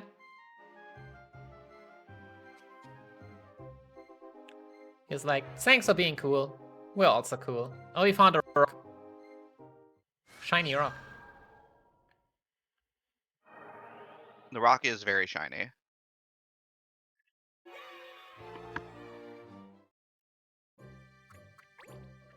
Alright, time to check out how Sid is doing again.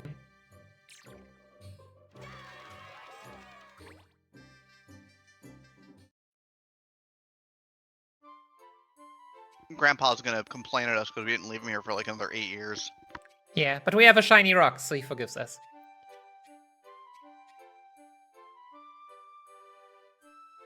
And we are telling him, yo, remember that ninja was a gun? He doesn't have a gun anymore.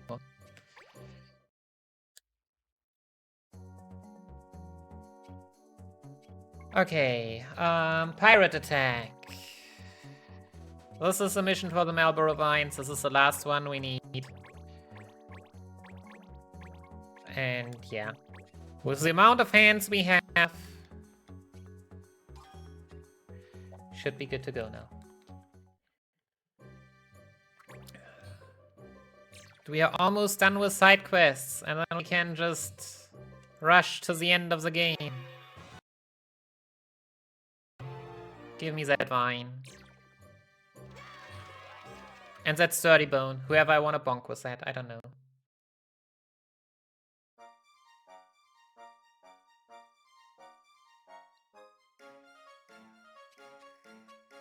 But yeah, grinding in FFTA 2 is a lot. Has a lot more variety and is a lot shorter than an FFTA. Just saying. And usually you don't run into a random any spot, but we'll work on that.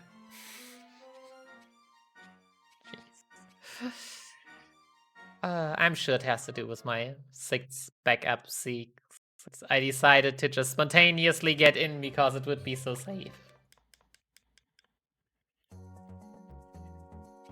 Alright. Grounded. Why up? So yeah. One last fetch quest mission. But this is also just a short dialogue mission.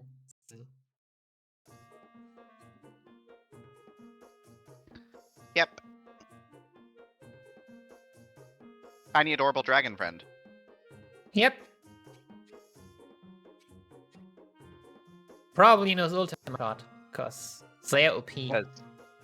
Because they know the exquisite violence that only dragons know.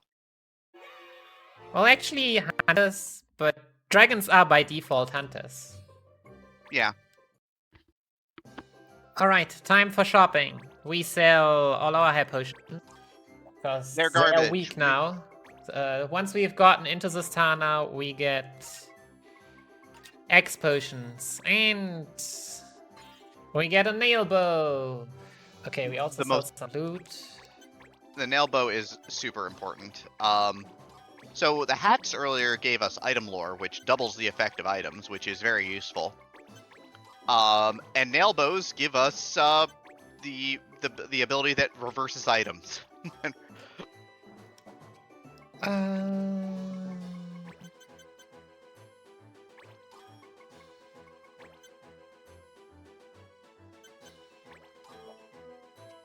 Yep.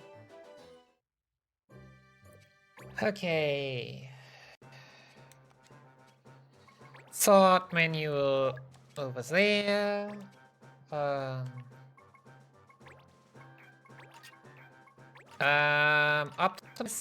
Okay, if my notes tell me to optimize all, we will optimize all. But I now lost the fairy shoot, so I'm not completely convinced, but we'll see.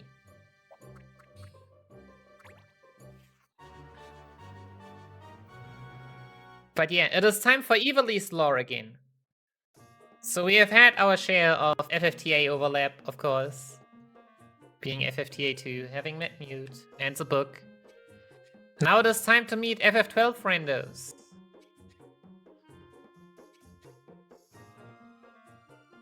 Or friendo, I guess, at the moment. Spoilers, there will be more. There might or might not be a few more. Which is actually the correct description. There's this guy. This guy with no fashion sense. He's here. Yep. Okay, so I released my fastest ranger. I hope that my fastest ranger now is actually still pretty fast. We'll see. Oh,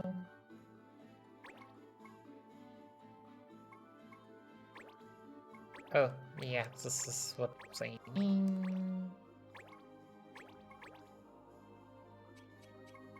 Okay, so yeah, if we are fast now because we got some levels, we can outspeed people. And with people, I mean Fawn, who triggers a dialogue, which dialogues are slow. Also, if you're interested, so yeah, 300 HP from a potion, times 2 for item lore, times -1 for reversing means 800 damage for each attack. Welcome to the world of the second half of the speedrun. Welcome to Final Fantasy Throw Potions.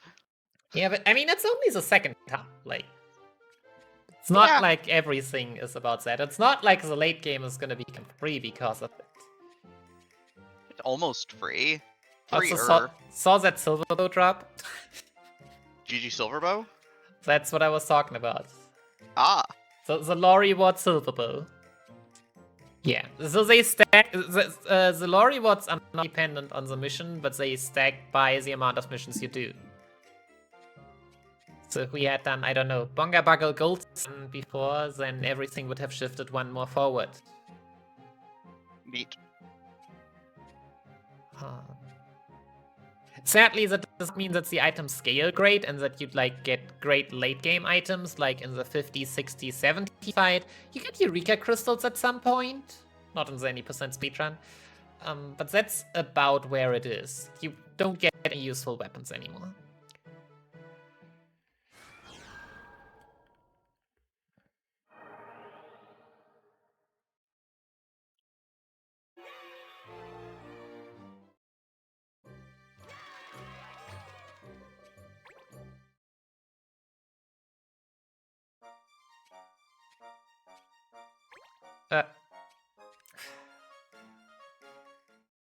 I forgot. Don't I always just have to count to 3? 1, 2, 3, up. There we go.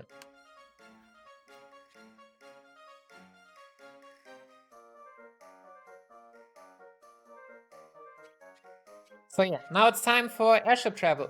Because, I mean, more FF12 overlap. Need to have some airship travel.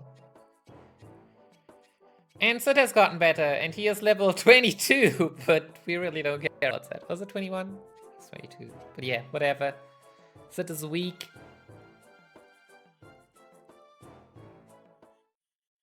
We shall not care about Sid.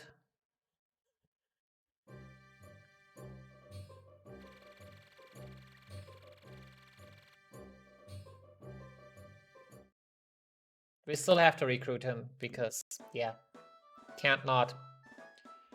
We also can't do to him what people do to Mont Blanc, FFTA, because that option doesn't exist. Mm-hmm.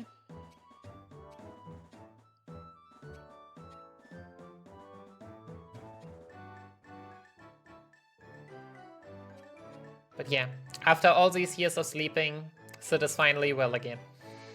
Old man, and even older. And level 22 for some reason. Yeah. I guess he was good and did his physical therapy. Who knows? Oh, 20. My bad. But yeah. Out-leveling all of us. Oh yeah, also hi, Gria. Oh yeah, now we're on the other continent. Now we're in the... Yep, and now that we can reverse X potions, obviously all we get for main missions is fight undeads, right? Well then, yeah, I guess. Always found that a bit hilarious. Like, the ad fight is pretty rough if you don't have reverse potions. Mm-hmm. But once you make it past that, like the next two are just freebies. And even the one after that is not that difficult.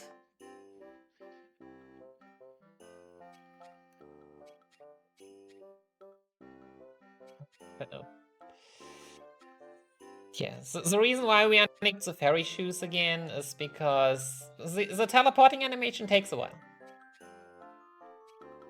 It's like 4 seconds for a movement, while the longest possible movement without them is like 2.5. Which, not that the slowest Seek gets that much action, but, I mean, gotta save every second you can. Every frame is important here, right? Yeah.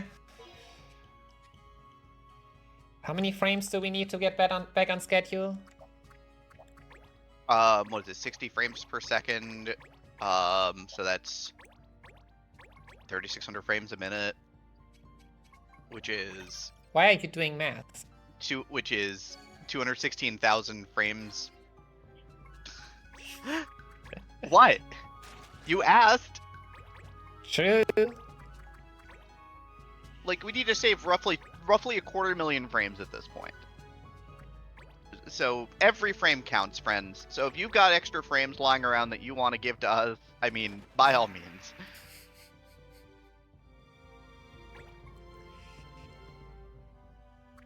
Can't believe I'm about to get banned from Twitch for trying to do math on stream. Unbelievable. Unreal.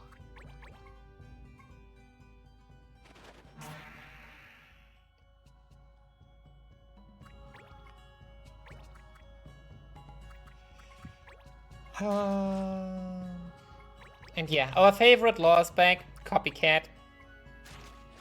Favorite, you say? Yeah, favorite. Because I'm so, like, especially when it comes to missing and enemy action scouting, and so I'm also never sure what works with it, what doesn't. Yeah, it's fair. It's probably also different. It might also just be different between TA and TA2. It's a thing, but you know what? In this game, laws are just a suggestion. You can just ignore them if you want to. And in some places, you really want to. But we'll get to that later. Yep, look at that Marlboro flame. It actually drops here pretty often. Which is also kinda too late.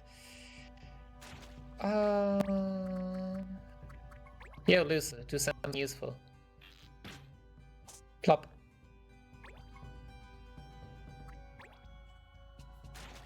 So yeah, Silver Bow.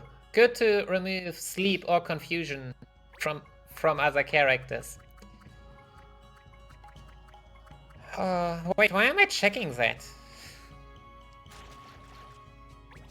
So yeah, in older routes it was important because there are characters that only use high X potion for 200 HP, but now that we have 5 seats, well, we actually I think would have had pretty good with that. I think 3 of the 4 undeads are below 200. I've seen that correctly.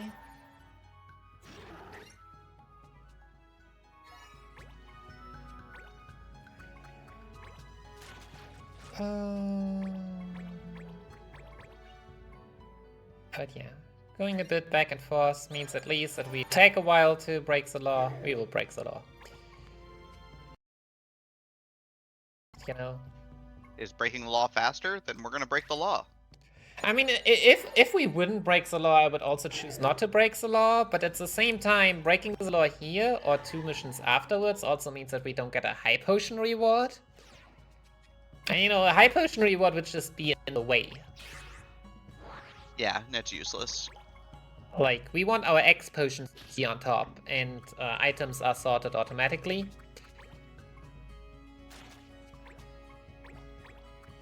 So, yeah. It's not a bad thing to break the law in that regard as well.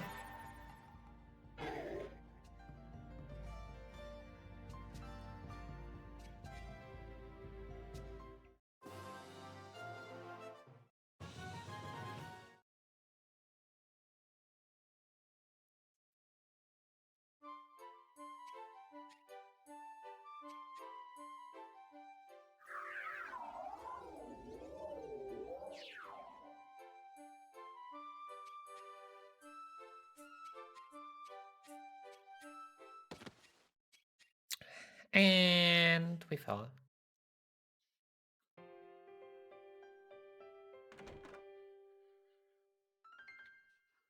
And now it is time for convenient flashback. Yep.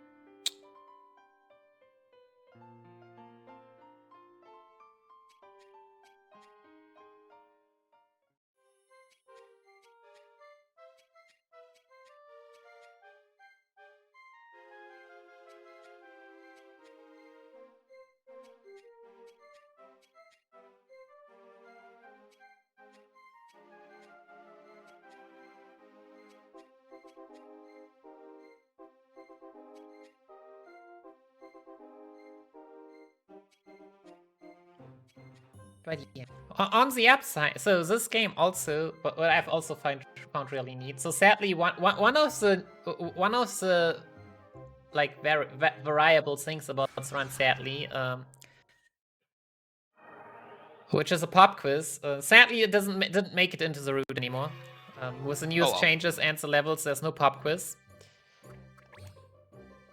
But at least we still have a nice break here. There is a P break. Less P breaks. Have we reached the restroom break? Yes. So this is... Even if you choose to not mash, this is now would be a 2-minute break, which many RPGs, many speedruns, especially of that length, really like to have. Because yeah, it's important. Yep. Flashback without mashing.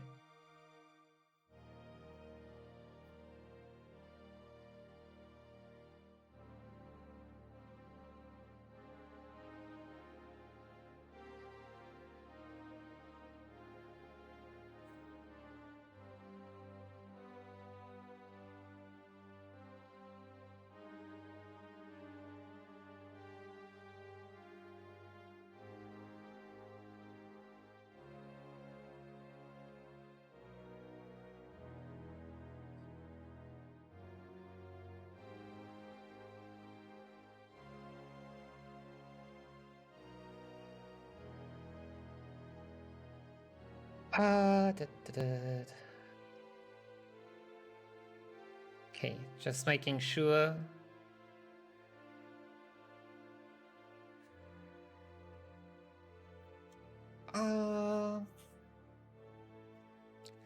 But yeah, we flashbacking real hard.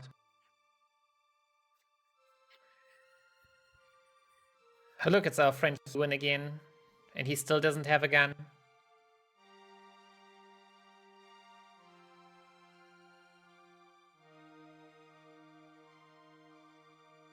Can't believe we're flashbacking through the last 10 years like this. Yeah. And look, now we are future flashing forward. What are we doing here? What is going on? Oh no, evil big red portal. No!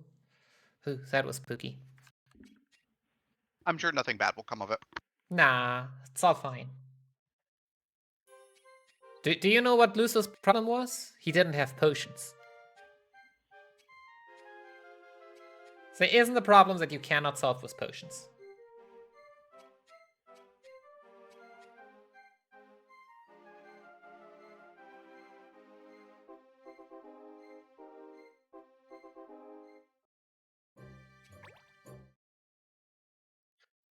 Alright, and now we move on to fight number 12.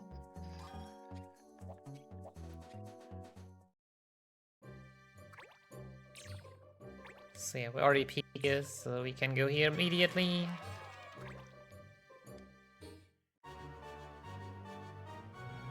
For a very, very, very difficult fight.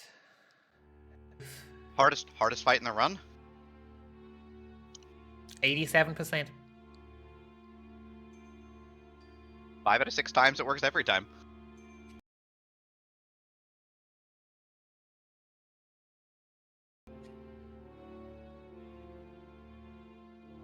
Maybe I found a new way to save frames. I would have to time that. Not applicable in this run anymore, but you know. Yeah. Speedrunning would only be half as fun if you wouldn't try and think of new strats while running, and always trying to improve the route.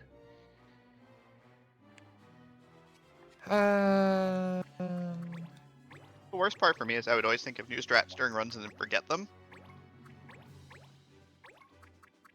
Jeez. Yeah, that is a problem that can occur. That's true. No, we agility one. So yeah, this fight has actually become a bit more annoying. Because now that we are higher level, we also tend to just outspeed the... Wow, our party is slow. We tend to outspeed the Oversoul. Everyone gets outsped. Okay, now I at least know where my speed stat is. Crappy? Yeah. I mean, Oversoul was also kind of fast, but... Yeah. I mean, at least we were able to outspeed Van convincingly. But yeah, that was not that great. Alright. Why? Remember when fights went well? Failure. Alright. You know what? I will mirror you just so that you don't get a turn off.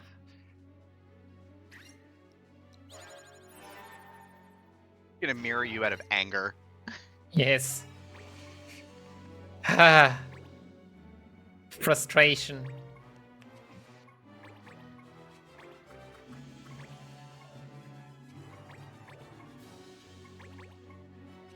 Okay, you two wait.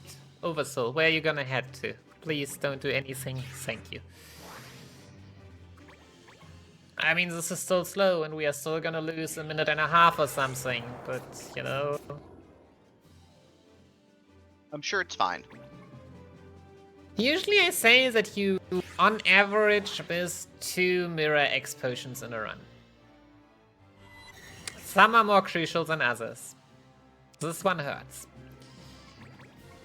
Especially because no one else can get near Oversoul on turn 1. Yeah, only the person on the top right position. Also, could you stop blinding my whole, trying to blind my whole party? Seriously.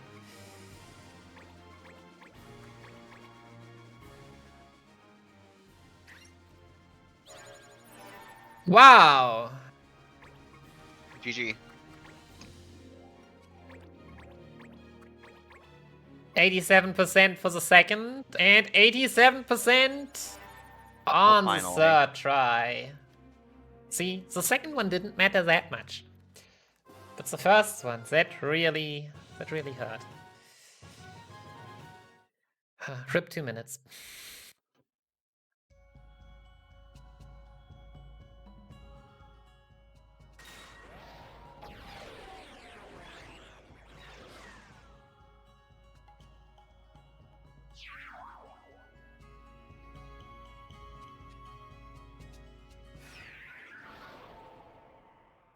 I really do just think that you're trying to walk up to the undead enemy and like pour it down their throat, and that's why you miss. Just yelling, "Drink this!" And they're like, "No!" I think ironically, like at least going by most cannons, you don't even need to force it to drink, you just need to throw it at them. Drink it! Drink it! But yeah, let's just hope that those was a reverse X potions that we are missing this run, and all the others are going well. Because I mean, they're definitely also more important ones to hit. Yeah, exactly. The ones in like the last 3 fights are actually important. Oh yeah.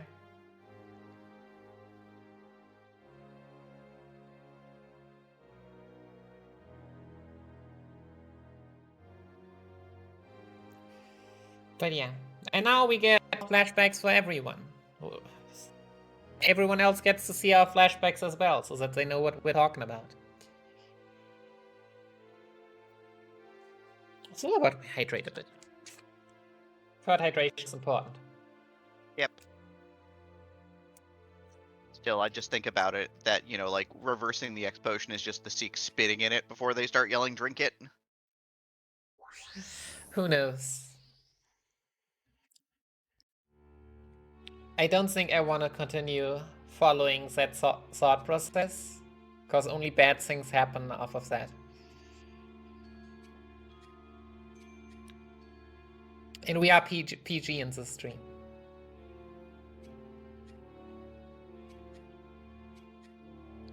But yeah. Now everyone else has seen what we have seen, and no one knows where that place is. So we gotta find out, hey, where is it? How can we find it? And now it's time to come up with the most unrealistic way imaginable.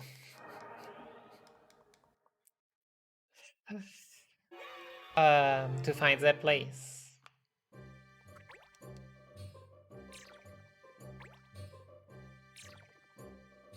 But it would have been applicable. Could have also... whatever.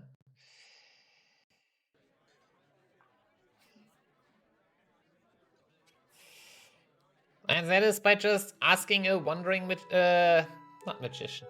Musician. Maybe they know that place. Spoilers, they don't, but they're joining us still for the fun of it.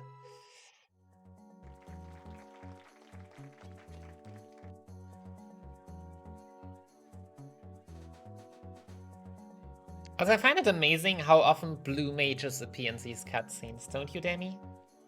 Yeah, exactly. They sort of just wander around. Like, simply considering blue mages, Blue mages are great.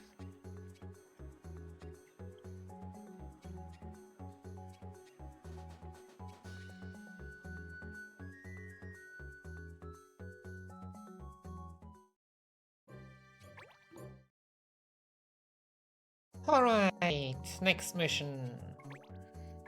Making music. So yeah. Herdy is a magician. We're not asking him directly, we're just checking what he needs. And apparently he needs... He wants a new instrument. For that we are gonna get some materials.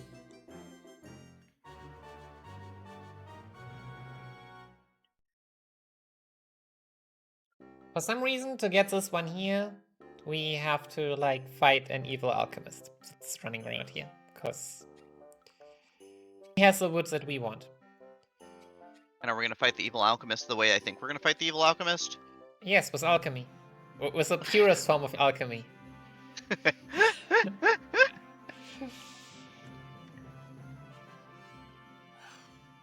Yeah, if you really want to not get that high potion drop and you manage to win that mission beforehand while upholding the copycat law,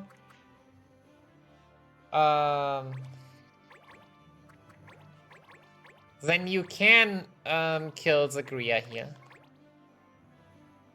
But if that is worth it is questionable, to be honest.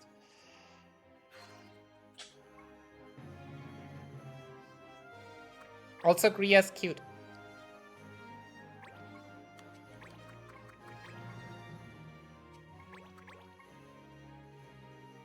Yeah, there's also an urn to the side there, but you never reach it in time, and it only has, like, an item anyways. I don't even know if it can have a Eureka Crystal, and even if, it would be very rare. Which, yeah, Eureka Crystal, for those interested, is an item that heals your whole party and gives them attack and defense buffs. So very powerful, sadly not easy to get quickly. Would have been the reward of the pop quiz.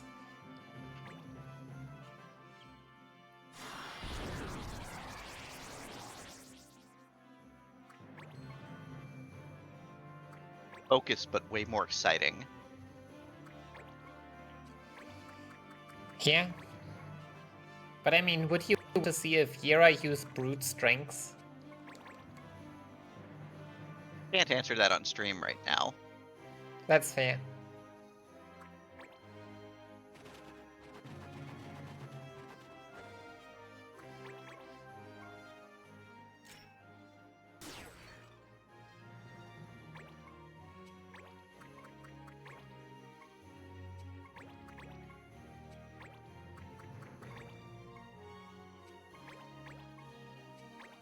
But yeah, we're not using potions on these other enemies.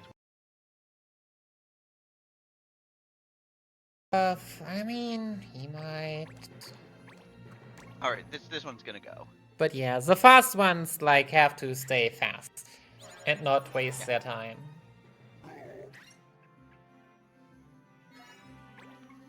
And if in doubt, a turn of Mirror X potion is better than a turn of whatever they could do. Simply because. And who knows, usually the alchemist does not run away, but I mean, who knows what goes on in his head.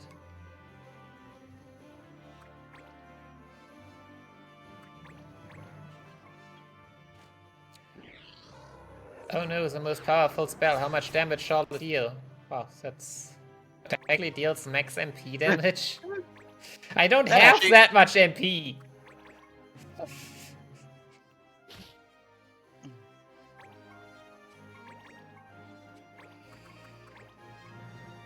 Yeah, I have not paid attention where that ranger put in his leech seed, but leech trap. But who cares? It was yeah. We got 2 shots. Yeah, it doesn't matter. We got 2 shots, so here we go. Bye-bye. We always get the full 60 base experience because we are horribly underleveled. Bless being underleveled. Gotta catch up somehow. Yeah.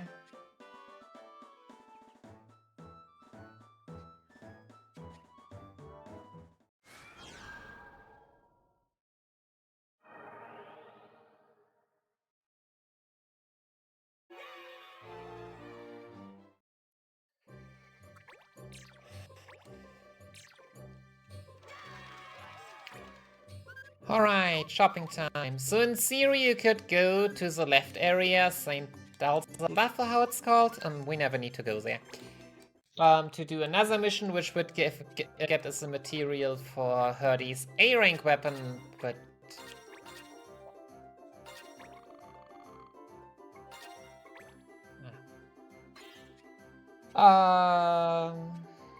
But yeah, no need for all that. What in the world is my controller doing again? Thankfully, all it's doing is buying rods, which is probably not the end of the world. Nah, I mean, we are restocked on X potions, but honestly, it's more if we can than I doubt that it does anything like that we really need to. Didn't I cut that at some point? Whatever. Marathon safety.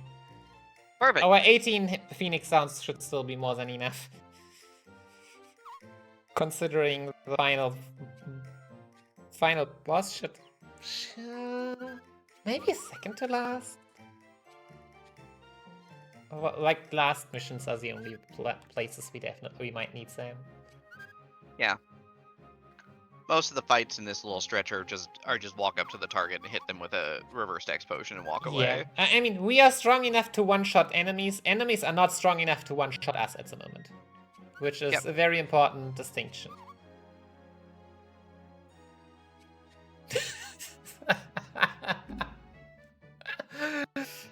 Nice one, nice one.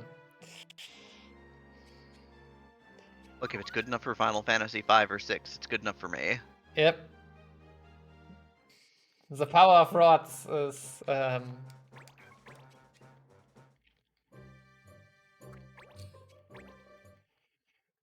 it's definitely a thing. Alright. 1, 2, 3. Let's fly over again.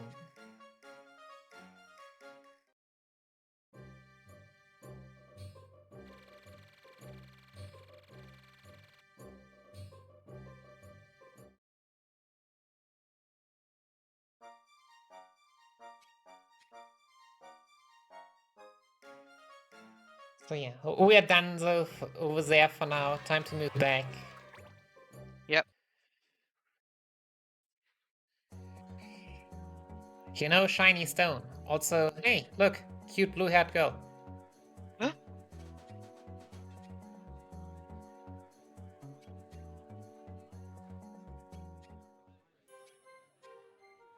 She feels like the Beatrix of this game, just that we never get to play her. Yeah.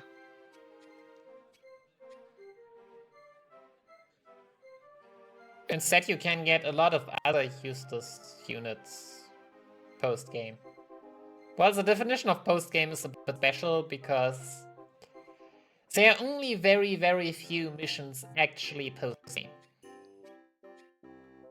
You can access most of the game before the end game. Yeah, like 280 out of 300 missions you can probably, like 260, 270, 270, like somewhere around there, 270 to 280 you can do without beating the final boss.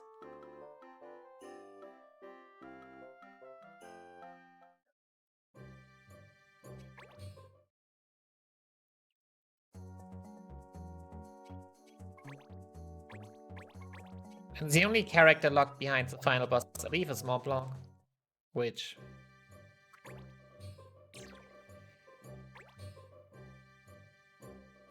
I know many people that do not miss him. But we'll get to see more of him later. But yeah, remember Shiny Stone? There's someone who wants our Shiny Stone. But we don't want to give it to them. No, we give it to them, actually. Okay, fine. We do give it to them. In a fair trade. They probably promise us money. Because, you know, billionaires is a goal. And of course, never mind, they ambush us instead because he's a jerk. Yep. And the zone goes back to, hey, it's Ninja Boy again. Does he have a gun this time? Probably not, but he just Ah. runs away, so we cannot know for sure.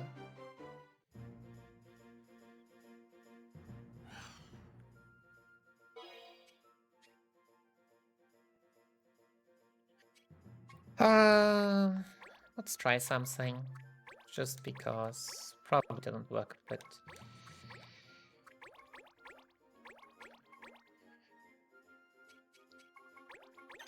But yeah, time for... mission number 14. Seeking the stone. Oh god, we are slow. We don't even outspeed the Kriya. No. Don't do anything stupid. I mean, it shouldn't be bad, but it's just nice being able to outspeed her because she knows Vital Shot, you know, animation and status effects and all these things that we don't want to see. Oh, this is why the setup is... The setup just now wasn't set by all missions, but in all missions you have Ninja Tabby at this point. Oh, right. Give you a nice shot in the arm of speed. Yeah, so 4 of the 5 Seeks have movement 6 instead of 4, which kind of changes things.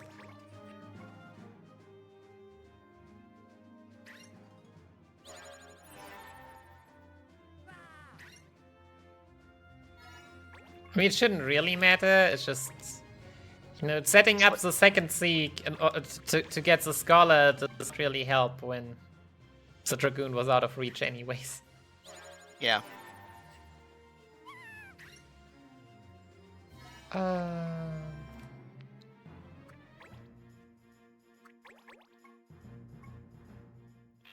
Alright. Hunter not running away. Good. Maybe I should not have faced the Dragoon with my back because I didn't care, but no, it really doesn't. Come back here! We can reach there, fortunately. I'm not sure if I've ever seen that. I don't like it, but, you know. But it worked. He is hiding in the very last corner of this map. Yeah, moving one step, just cause, I mean, you can see, if I wouldn't move one step, I would get 2 turns with Luso there. Also, fortunately, we can't just do actions in the water. Something just now tells me that in FFTA in the water you were able to do basically nothing. Yeah, you basically could just stand there and get killed. Yeah. Unless you had good shoes that let you float over the water or something. And then you weren't in the water anyway. Then you were above Yeah. the water. That doesn't count. The only difference in this game is that Moogles do not touch the water. Moogles do not go into the water. But their fluff. Their fluff would get terribly damp, and they can't be having that. Yeah, that's unacceptable. The actual worst.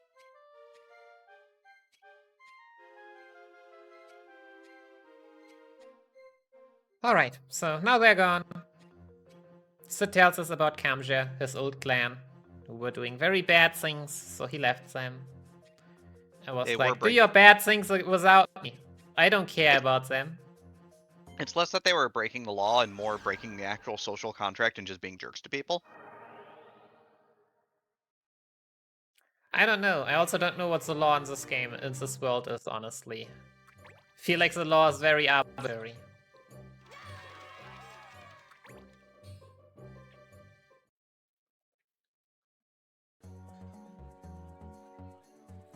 Also for more story time, we hear that Van has done bad things, or people tell us that Something he has. Why would he do bad things?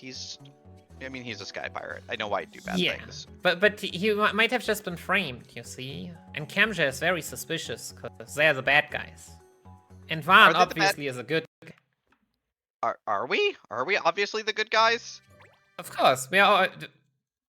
I mean, this game is old enough that the main characters are always good guys.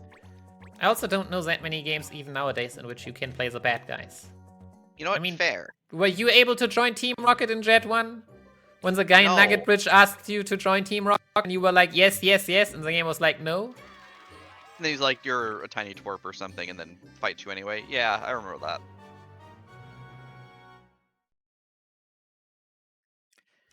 So yeah. Time for one of the most BS laws in the history of BS laws. What a beautiful law. Do you really want to uphold laws? Be my guest. But oof. Yeah. So the law on this mission is not move one step. You have to move exactly one step and it was every step you take in order to not break the law. One tile. Which obviously, depending on your setup, might instantly be impossible. This law is garbage. This law is huge BS, and yeah. This law is absolute trash and should go into the bin where it belongs. Yeah. But yeah, okay. Maybe okay. As I found out, it's actually not faster to have the fairy shoe seek beam all the way to the top. You might just be just as fast by just walking. And also the bishop is not really... It's not really the danger in this fight. Kinda wish I knew where he placed the trap. But I will just assume that it doesn't matter. Sometimes Van moves to the right of that ranger, and then the ranger would be completely untargetable, because on the left of that ranger is a trap. But I think also more important in all missions. I have done way too much missions recently. Maybe one day we'll actually get a run. Yeah, I think the tough thing here is that the bishop is not really the damage dealer in this fight. You're trying to pick off the damage dealers first a lot of the time. Well, yeah, we basically pick up whatever we can get. I mean, it's important that Penelo and Vance stay alive, which... I think I've had Penelo die once with, like, crit falling down the cliff and fall damage. It's, yeah. Okay, that's just hilarious.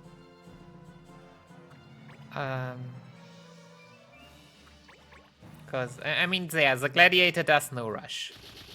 Which pushes you and deals Which is a guaranteed push. big amount of damage. Also, there's a trap down there.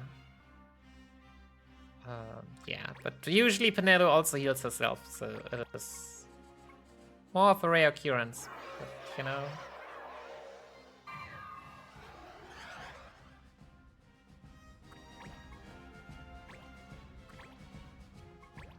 But yeah, I think the other most BS law would be harming the weak.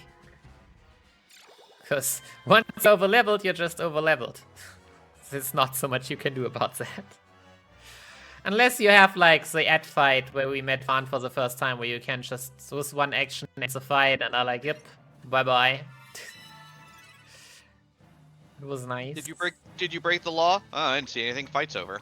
Fight is over. We do not check if you broke the law once the fight is over. The check for fight is over happens before the check of breaking the law.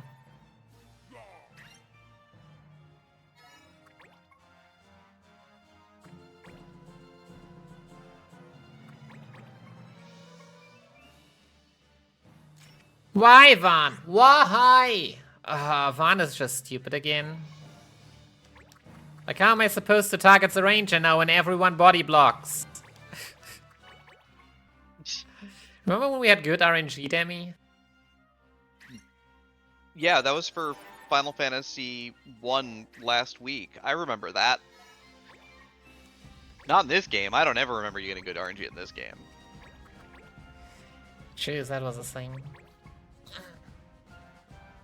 Alright, Penelo, please walk away.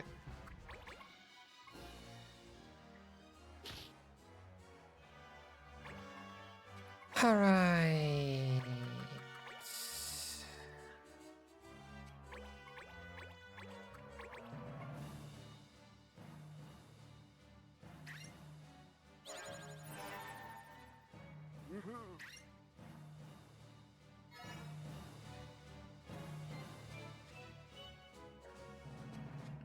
Yeah, the only thing they made against Humming the Weak is that the maximum level of recruits is level 30.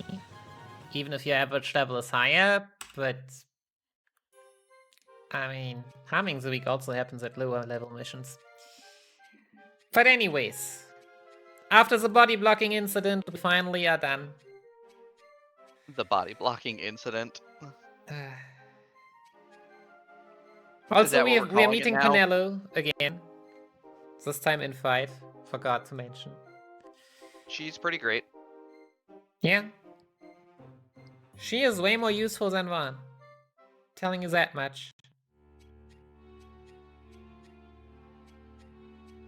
Because when G joins the party, she actually has the weapons that teaches Smile Toss to jugglers.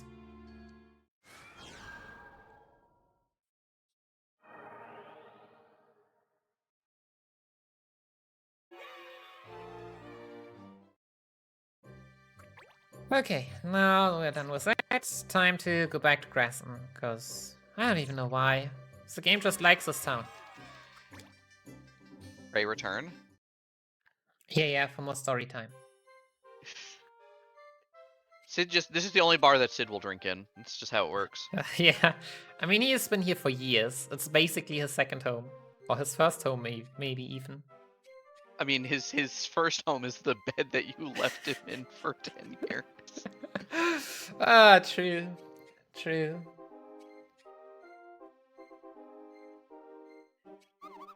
You know, meme gets a whole different vibe, right?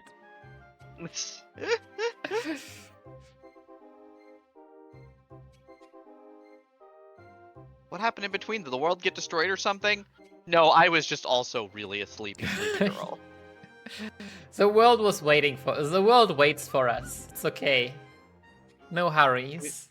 I mean, we were the main character in the storyline. That's how that works. Yeah. Like, most notably, main missions. Once you have accepted a main mission, you cannot abort it, but it also sticks forever. Like, you can sleep for years, and it's fine. But yeah. Cute blue-haired girl sends us a request to join us.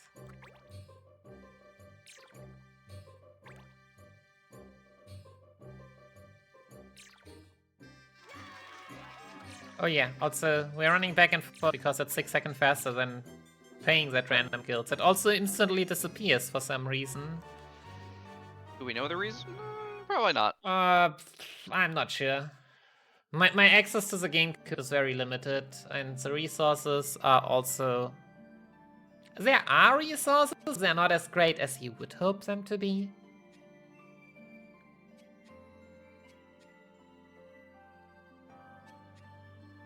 We're here now. At this weird altar.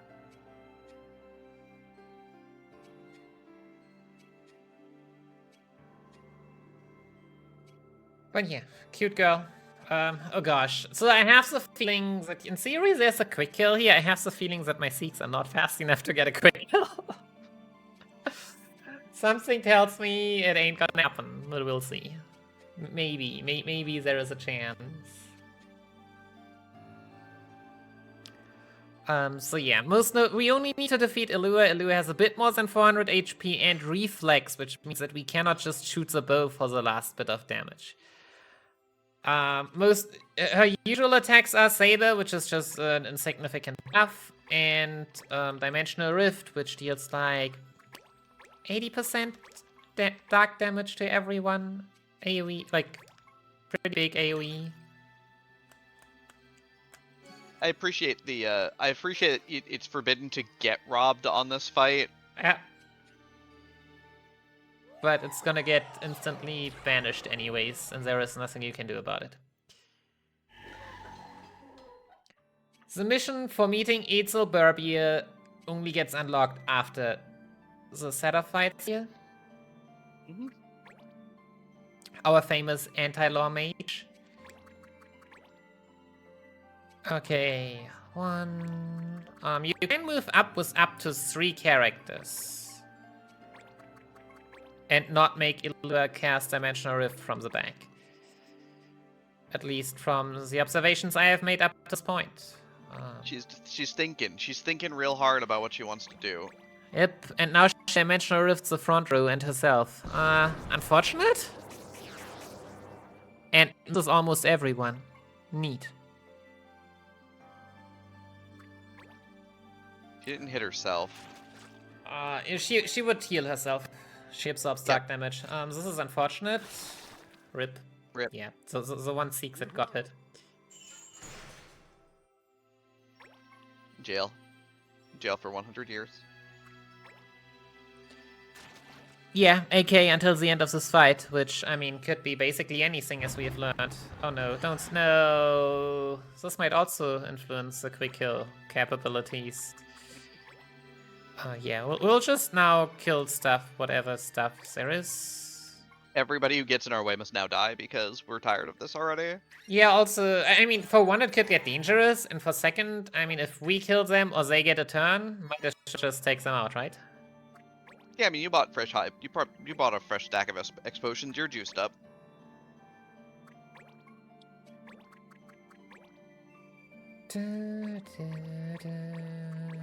Oh yeah, we would also get a small cutscene if we defeat the ninja without a gun.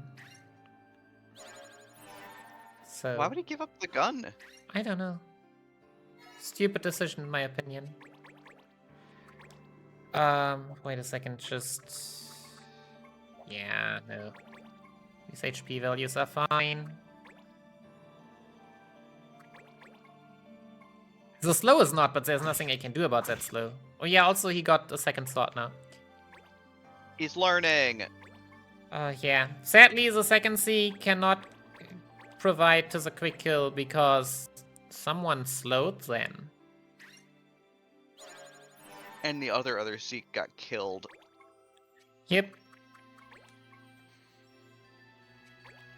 So yeah. Since Marathon and all, you know, not that it should ever be a problem, but yeah, have a potion.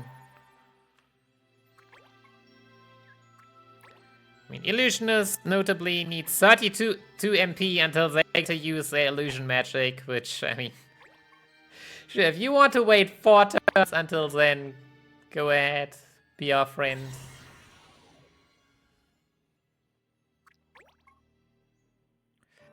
Also Catboy.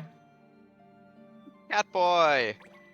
Catboy also knows tier 2 spells, which kinda hurts. This is fine. Yeah, also appreciate some music. Music is really good.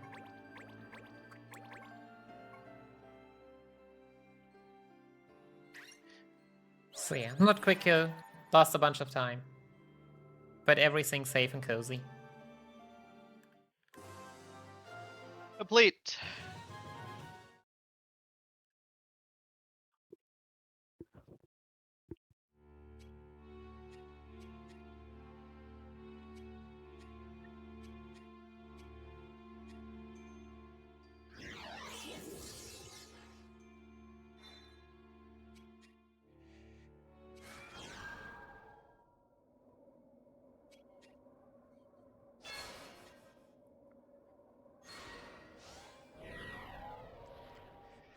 So yeah, rip our book. Book is broken. Bye bye book. But now we end up in the weird dimensional rift. Yeah. Hey, we know that place. We still don't know how we actually got here, but we know this place. We saw it in a dream. Yeah. Others see it in their dream as well.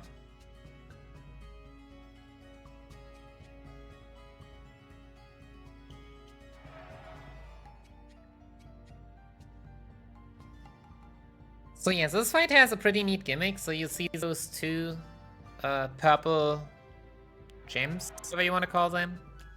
Yeah. Yeah, there are up to 4 spots here, of which a random amount have to be activated in order to use a super cannon, which deals like 180 damage AoE.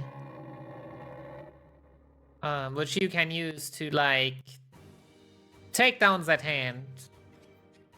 Enemies there too, but there are also some that respawn, and I forgot how again, but I know that if you kill one of those ones that respawns, that can actually kill you. It's like some slow haste weird Slow shenanigans. And then it starts AoEing you down. Yeah, I forget what it is. Yeah, doesn't have to happen. Like the new fairy. The fairy doesn't also immediately appear sometimes, but yeah, no need to risk it. But yeah, obviously there's something stronger than that big weapon that deals 180 damage AoE, right? Is it the power of potions? The power of potions.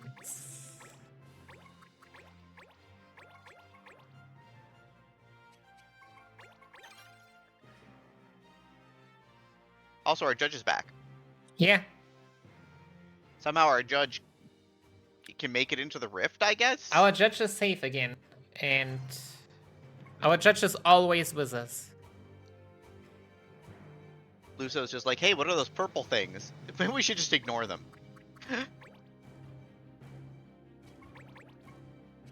Also, whoops.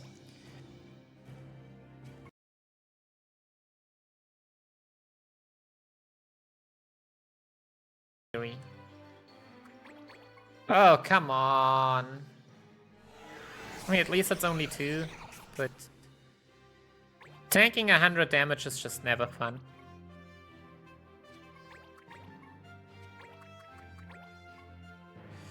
But yeah, they can confuse you if you look them into the eyes. Or the eye, I guess I should say.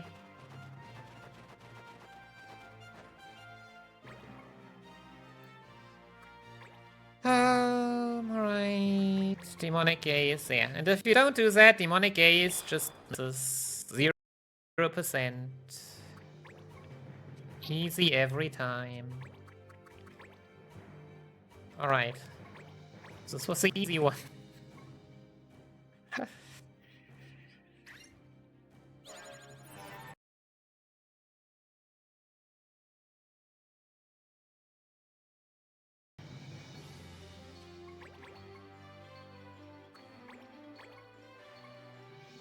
How much HP do these two have left?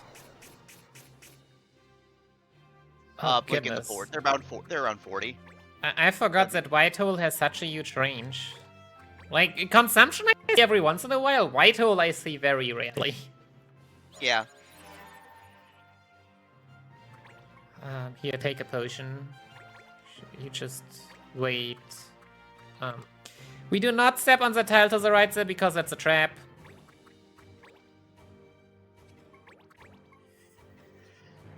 Unsurprisingly, if you haven't figured out, the traps are completely deterministic. Yeah, unfortunately. Randomized traps would be gosh. I mean, that would be Final Fantasy Tact. I mean, what? That would just mean more RNG. You know what this run needs, Nikki? No. Because then I could not determine... Then I could not call the late game strats marathon save anymore. Yeah, fair. Because the final map has traps. I only know one of them. Oh, come on. I've also seen Nukia actually... I know. The Isa actually still alive. But 3 damaging abilities back to back. Jeez. Also completely friendly firing here. Yeah. This is still kind of fast, but this is also pretty spooky, not gonna lie. But we destroyed the weird hand that's coming out of the weird hand portal. Yep. With the power of potions. And letting some of your party members die to the second consumption, I guess. Yeah, because, I mean, it's what it is.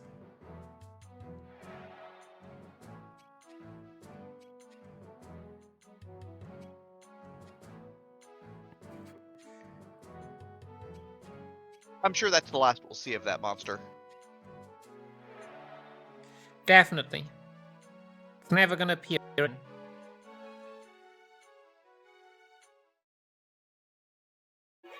Also definitely has nothing to do with final boss. Never. But yeah. So, more FF12 stuff. Remember teleport crystal? Yeah, they found a way to insert teleport crystals in here. It's the only 2 teleport crystals you will see in this game, which That one's connects this place. Yep, with the rest of the world. That one's orange and it lets you save your game too. Yep. With Let's Afford Basement, of course. Because where else should the other one be? Man, I'm so tired. I can sleep for like 200 or 400 days now. The bad thing is, if you do mission 20, when we get there again, you cannot sleep here that much anymore, because every time you enter the hut, you first go to the Lyra, that world, and then only once you go back, you can sleep once. And if you want to sleep again, you can go to the Lyra. It's so bad.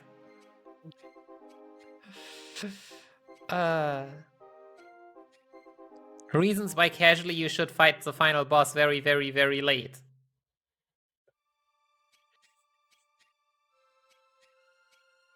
Unless you decide that you definitely want to have Mont Blanc as fast as possible. But I mean, you do you.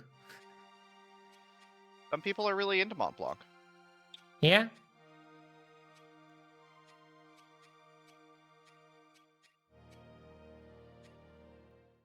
I mean, to be fair, casually in FFTA also. I mean, Mughals are great black mages early on. Even though they sadly have, like, no further mage shops.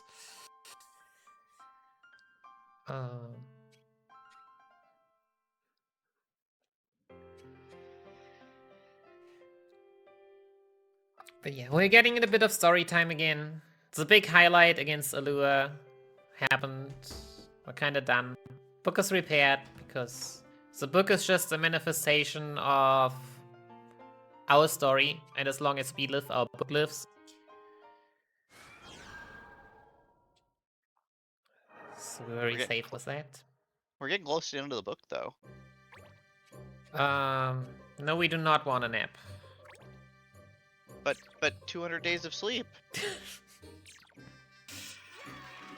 I'm very tired. I don't want to get blocked by random enemy spawns again. Thank you very much. Yeah, it's fair. But yeah, we are now kind of getting, before finishing off, like, every one of our neat side main characters get, like, their own arc. So here we have Hurdy.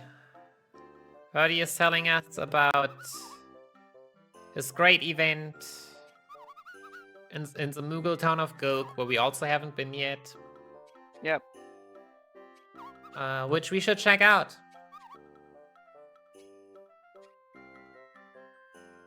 Hurdy's also telling you about all.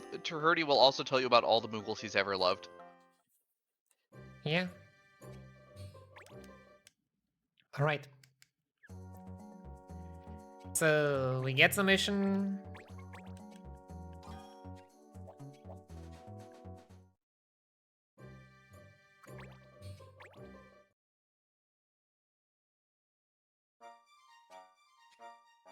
My brain is just thinking of a way to skip that next question mark, which is the exclamation mark, which is theoretically possible, but not fast. Very certain. Because it needs twice. Yeah. But yeah, talking about Mont Blanc. Yeah, here's this random exclamation mark for the FFTA lovers who like lizards. All 2 of you. This is a very random cutscene. Like, yes, of course he would call bangers lizards, like 3 hours into 75% into the speedrun. But yeah, here's Mont Blanc to the rescue. Great Mughal hero. The bestest. No, that's actually Hurdy. No, not Hurdy. How is he called? Leany. Leany.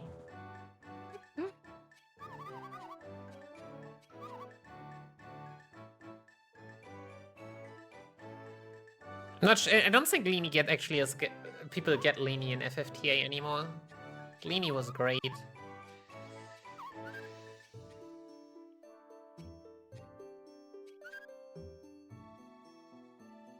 Bless the small pom-pom.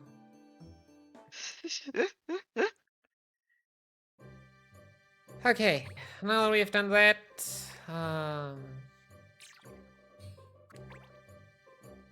I got onto the Go High Road.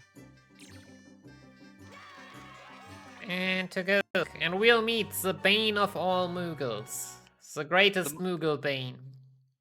Literally named Moogle's Bane. They are named Moogle bane, and they are very, very, very frightening, as you would expect for Moogles. That is. They're hungry. They eat Moogle palms. They're very hungry.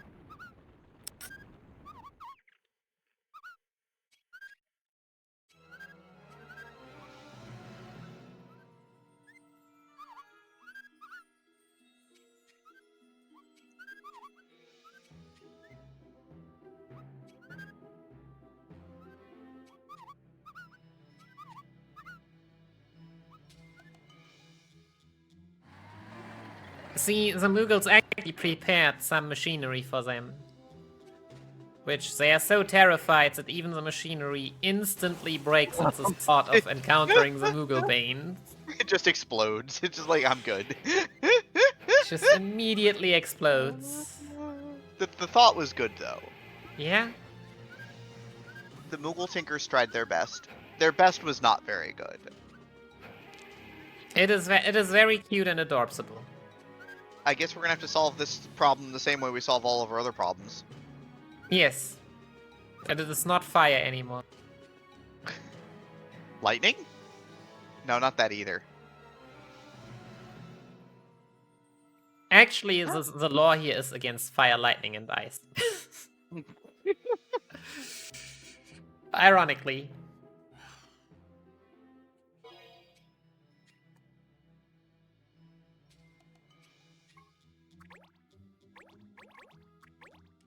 This is like the judge just going, Black Mages, heck off. Go do something else.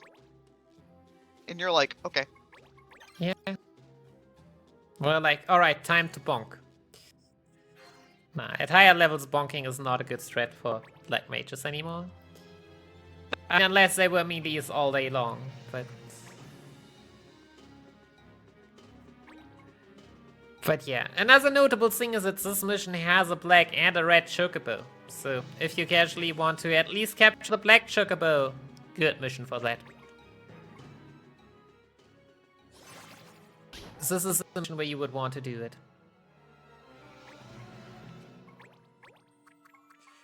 So yeah, these Moogle Banes also know the move Elude. Ouch. Which charms the character for 65%. Yeah, I guess.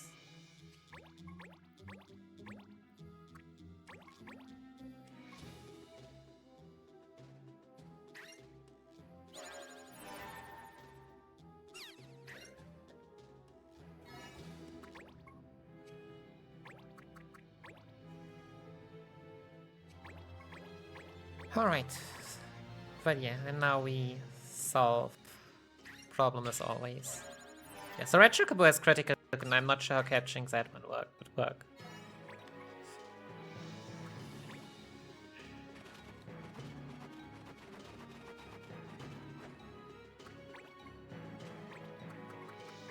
But yeah, they're just there to like harmonize the picture of cuteness here.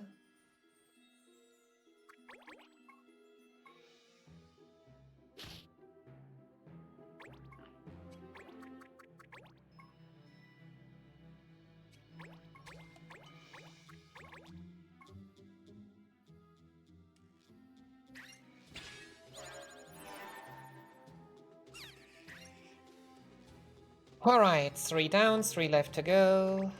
No, you wait. Lucer's just here to remove charm from whoever gets maybe charmed now. Yep. That one. That one. And making sure if it's the wrong one that has to turn right next after that.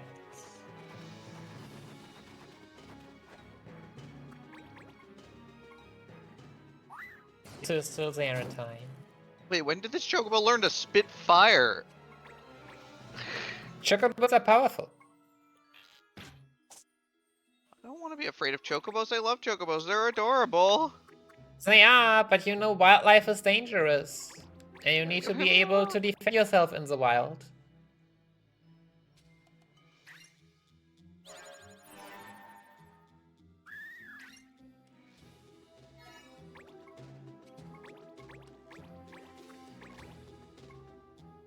But yeah, don't worry. We'll just feed them some nice potion. Oh, you're helping the chocobos by healing them? Yes. You're not killing them, right? No, never. You would never, right? Never. You would fluff their feathers and tell them that they're great, right? Exactly. I mean, we have already done that. Why should I change my ways? Exactly.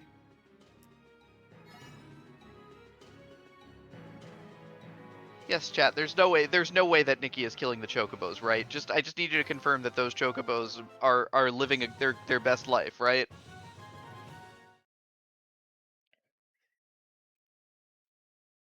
Definitely.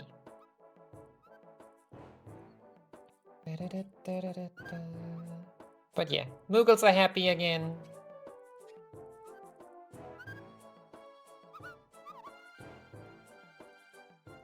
And we can move on. Yep.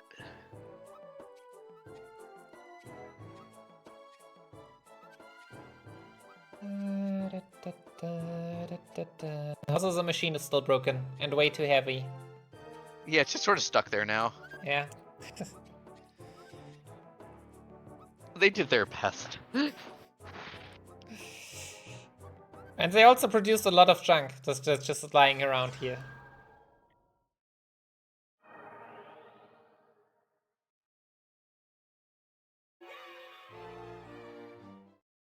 So yeah, and we get a hurdy-gurdy. Okay, but yeah, now we have done Hurdy's quest. Now it's time for Adele.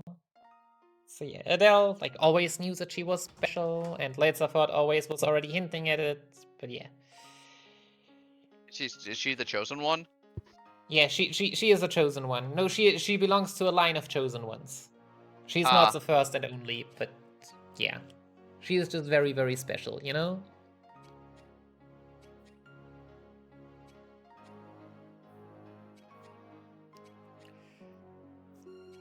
She is pondering what to do now with all that. And in her genius decides, hey, I will go my own way, as I have always done. Before she met us, at least. Mm-hmm. You know, it's a very smart thing. But obviously it was a bit more story. So Lizard bought Flashback. And obviously not talking with anyone, but just lean behind a ladder.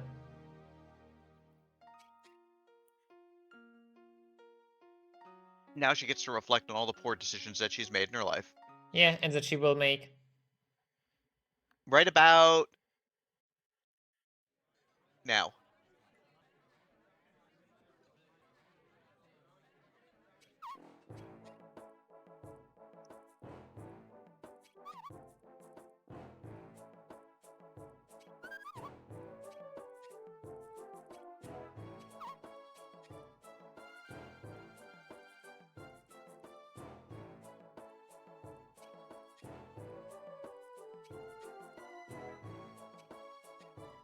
But yeah, Adele has decided to run away from home. Yep. And as we all do, what happens when non-main characters that the enemies already had interest in, like Illua already approached Adele with interest. Happens. We're gonna have to potion some sense into some people, aren't we? You see, there is a gimmick to this mission, but before we first need to see, like, obviously the first thing Adele does once she is on her own is getting brainwashed by Illua, because what else would you do? Well, when you're not, the power of friendship also gives you protection from mind control. Yeah, but he has left the power of friendship. And yeah, and it showed up in Lewis just like, no more power of friendship, I will take your brain! And then she takes your brain. So what have we learned today, chat? be stronger than the power of friendship? Yes. Maybe? Nice.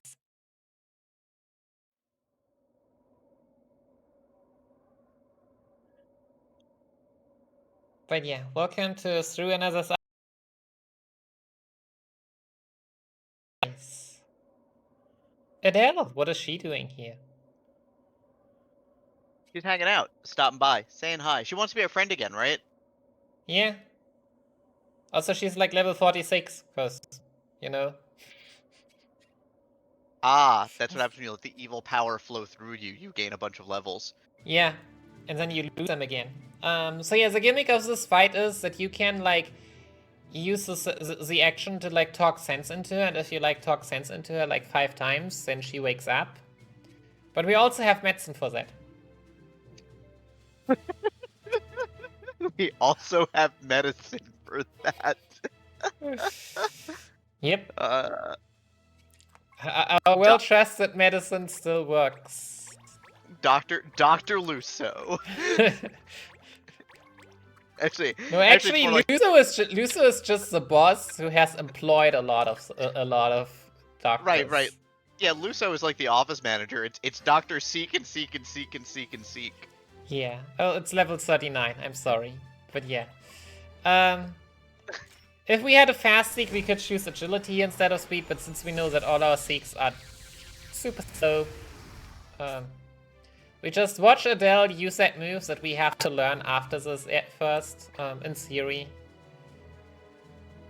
After this fight, you can do Adele's quest line, but, I mean, this is not all missions, this is any percent.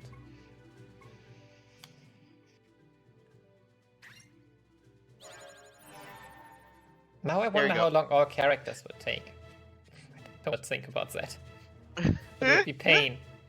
That sounds like it'd be suffering, actually. Yeah, because one of those missions requires you to lose Adele and Sid. And no one else. For free Melda. It's not a good time.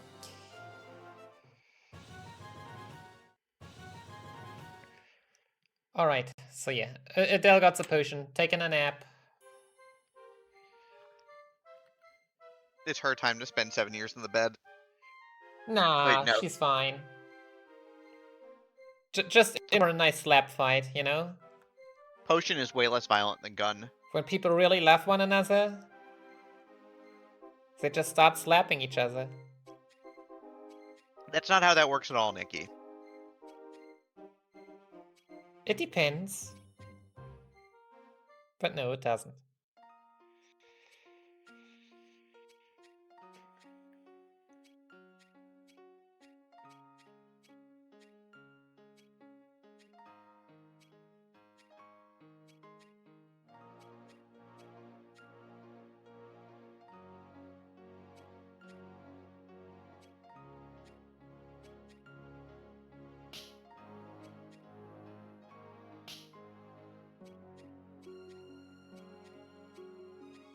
But yeah, so they really like one another. Also, Adele is soon starting to feel that, hey, the story is over, so he might leave us, right? And she is not happy about that. Not at all.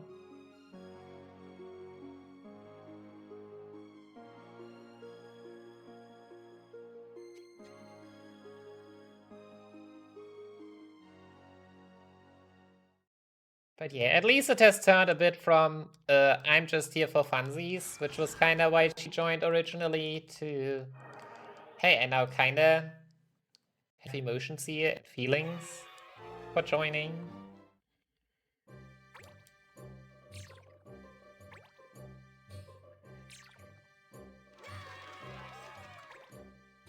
So yeah, before the final boss rush, there's one more crew that we need to meet. So we had Hardy's quest, we had Adele's quest. Sid is about Kamja, Luso's the main character. So who's missing? Sid? Sid is Kamja. Vaughn.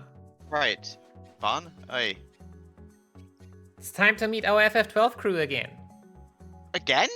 Again. Because they're again in trouble. Why are they gonna keep getting themselves in trouble? Because someone impersonates them and tries to steal stuff in their name. But don't they just steal stuff in their own name anyway? Yeah, but not that stuff. Actually, I'm not sure how good of a thief the Sky Pirate Van is. He seems to be very unpiratey, but, you know. You never know.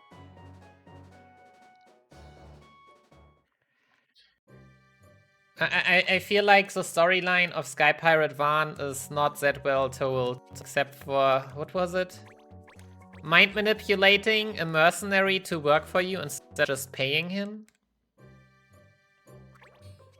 I've been told that is Revenant Wings canon. Revenant Wings was a game, wasn't it? Yeah. I did not I even finish it. I played it, but I don't remember any of it. I remember playing like the beginning, and then we went like up to the airship and had like options or something, and I was like, no, screw this. I'm good. I've had enough. Yeah, that sounds about right. Any DS game that makes me forced to use a touch screen was like, it was not good times. And that game forced you to use the touchscreen for everything. Mm-hmm.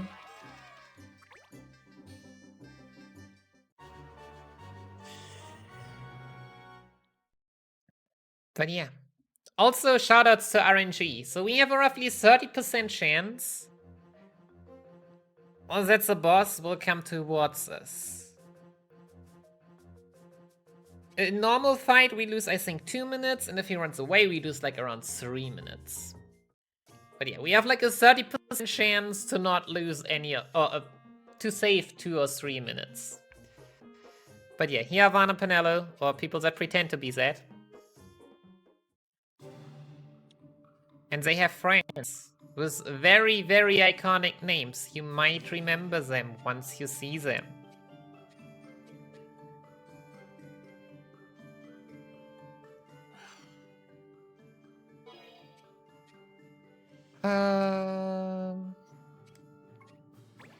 Oh yeah, we can just do this.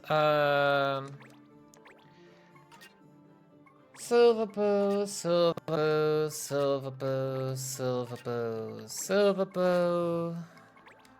I mean, you are definitely the slowest because you were the only berserker recruit.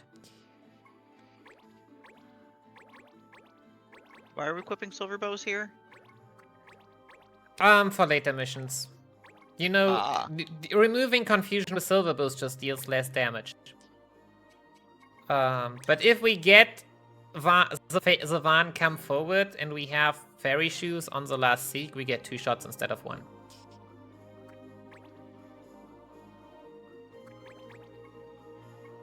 So yeah, this here is the fighter Rosenbach.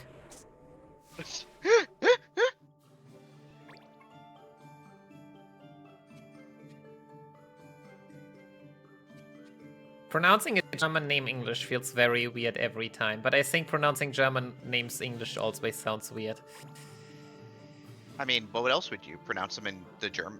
Pronounce them in German? I mean, I could, but I mean, I guess that is a thing you can do. I would be perfectly able to do that, but yeah.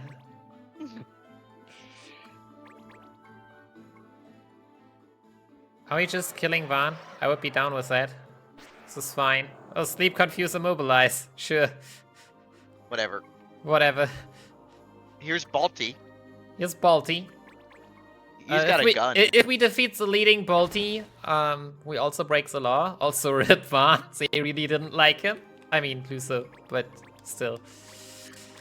Okay, Rosenbach, it's time to take a nap.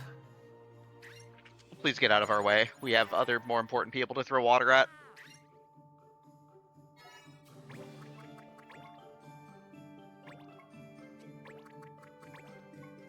Yeah, we'll just take out everything on the way, just because. Because we hate them. Or something.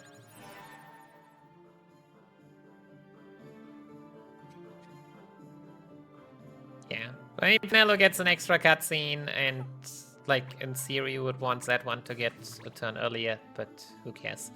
Penelo not being there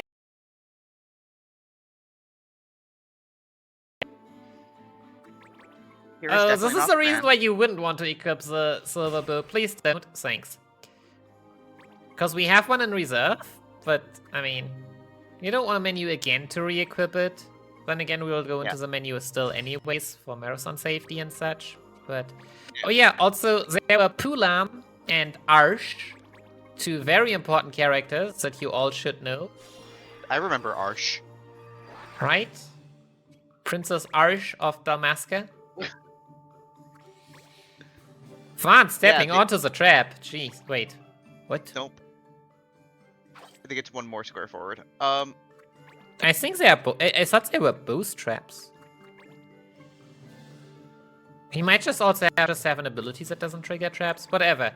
He has come close now. Bye-bye. It was nice. Yep. They had that whole cutscene in Final Fantasy XII about yelling about how Arsh lives. Yeah. Because that was posh. But yeah, this is a full imposter team of the FF12 party.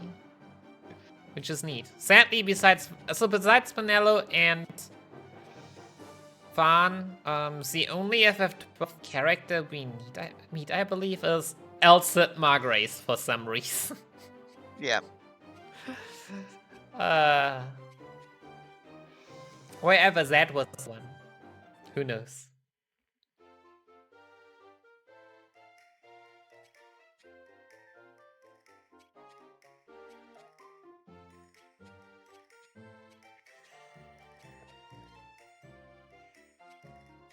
But yeah, and here we meet the real dream team.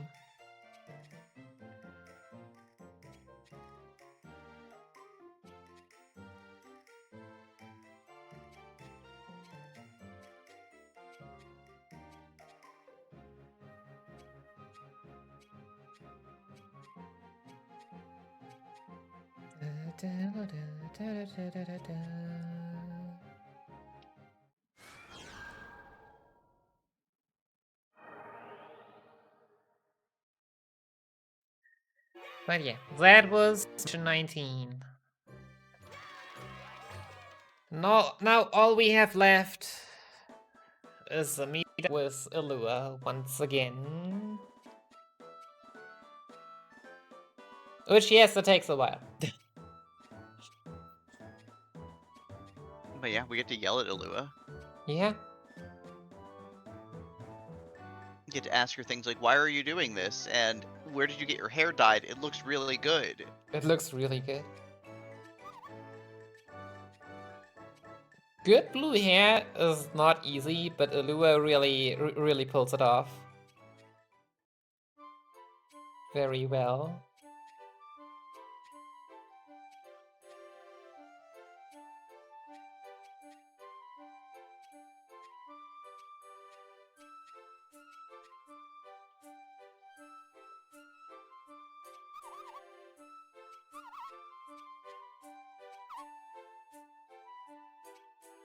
But yeah.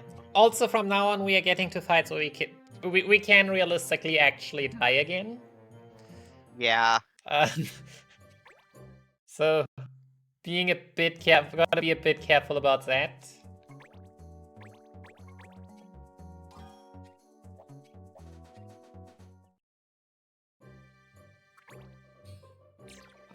So I mean, as I said, this should be safe strats, and nothing should happen. But what in the world are you doing here? My bad. Usually they are here for 10 days. That's the 11th of green fire. They should be gone. Thanks.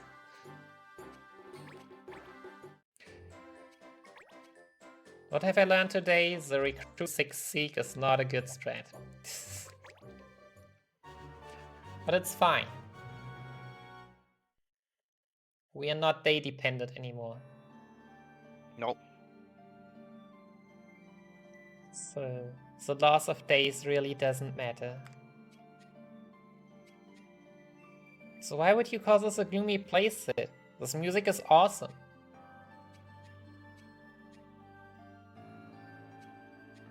I mean, look at the weird engraved circles. Look at the weird engraved circles on the floor and the water flowing down from the top. clearly this is a place where you do a cult ritual. I mean, I would be more afraid if the water was flowing up and not down. But I mean, after they do the sacrifice, it's actually blood. now I'm wondering. Like, I was going through like music and such for the playlist, and I did not hear the soundtrack, and I don't know why. Because I love the soundtrack. It rules. Alright, so yeah, I had a very precise setup for this mission. Back when we were a bit lower leveled. Somehow the setup doesn't really reliably work anymore. We'll still do it and pray that it works well enough. Yeah, sometimes being higher leveled is a bit weird. Also, I'm gonna check how my speed stat actually is. Okay, so we do not get early dimensional rift. Yep.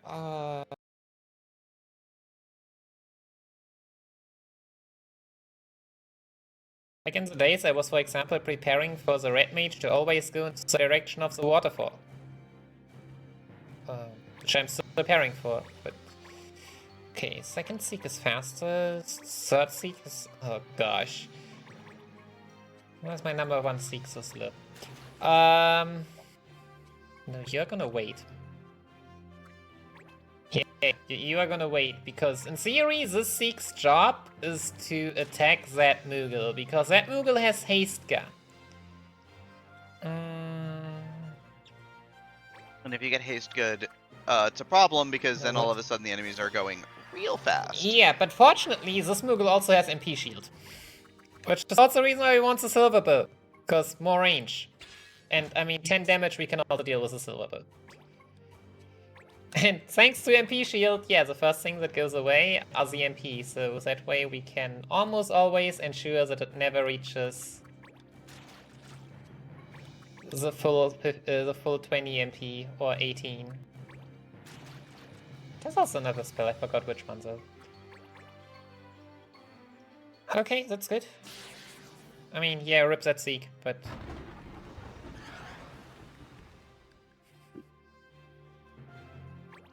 You know, you can't win them all.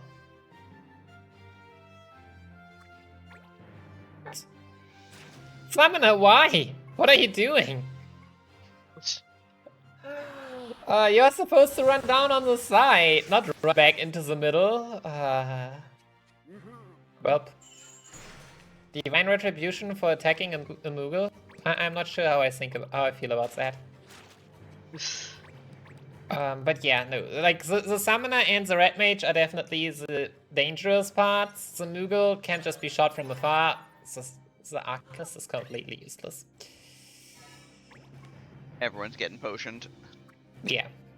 Wait, Allua's now going to... What in the world? Wait, what in the world? And she doesn't Dimensional Rift. I'm fine with that, but... Like we're not complaining about this, but also weird. No, let's just wait there. Sure, let's just wait there. You just heal, because we are in a marathon, and we've already lost one Seek, you know?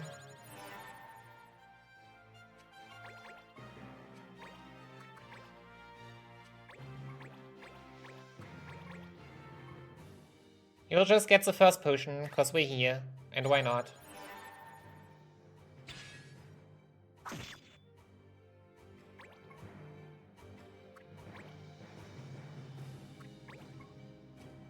Yeah, I was afraid of that. Okay, so obviously there's another way to prevent the Moogle from casting haste gun. Yeah? Yeah. I mean, if they decide to come close, then we also have some potion for them. You get their palm all fluffy and whack, and they're unhappy about it. All right. And sword in the back. Yep. Was it the stop or the 100% move? I always forget. I mean, I guess KO is also the stop, but... Okay, if everything goes normally now, this fight is over.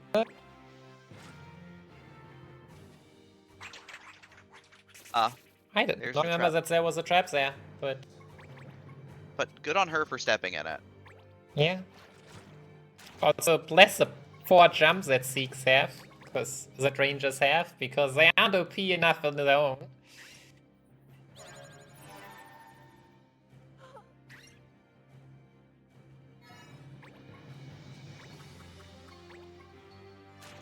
Alright. So yeah. And if everything goes normally, then this finishes off now. Ah! And this is why I defeated the Summoner. And healed. All that. She will also take down the Arcanist. I don't want to care.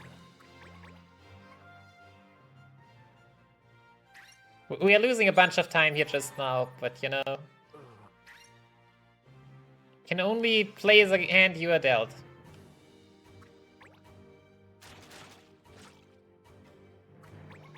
I know, right? Time Blade is the 100% one.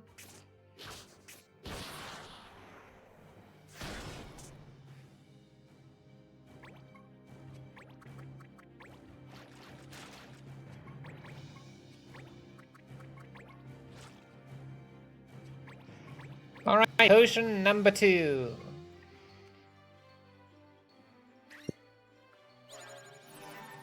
There we go.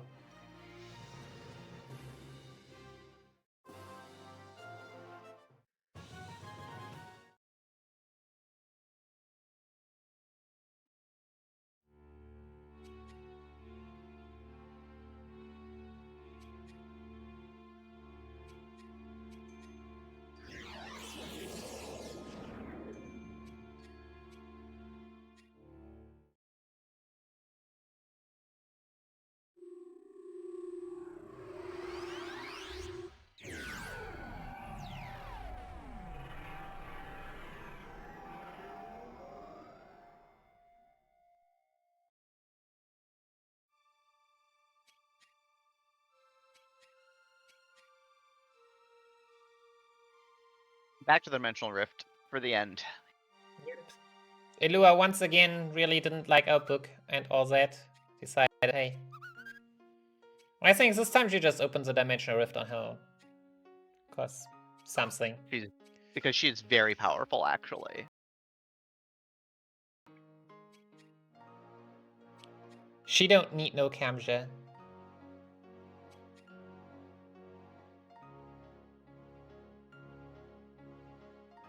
Who knows? Probably she can teleport, just like Adele very early on. Alright, back to Zelia. Yeah, this place is very, very niche. We'll save once again. I mean, even though if we die at the final boss, we lose like 15 to 20 minutes, and I don't want to think about that, and it shouldn't happen, but you know. But you know. Still better to have a save than not have a save. Exactly. But here's Elua again. Yep. Elua's not done yet.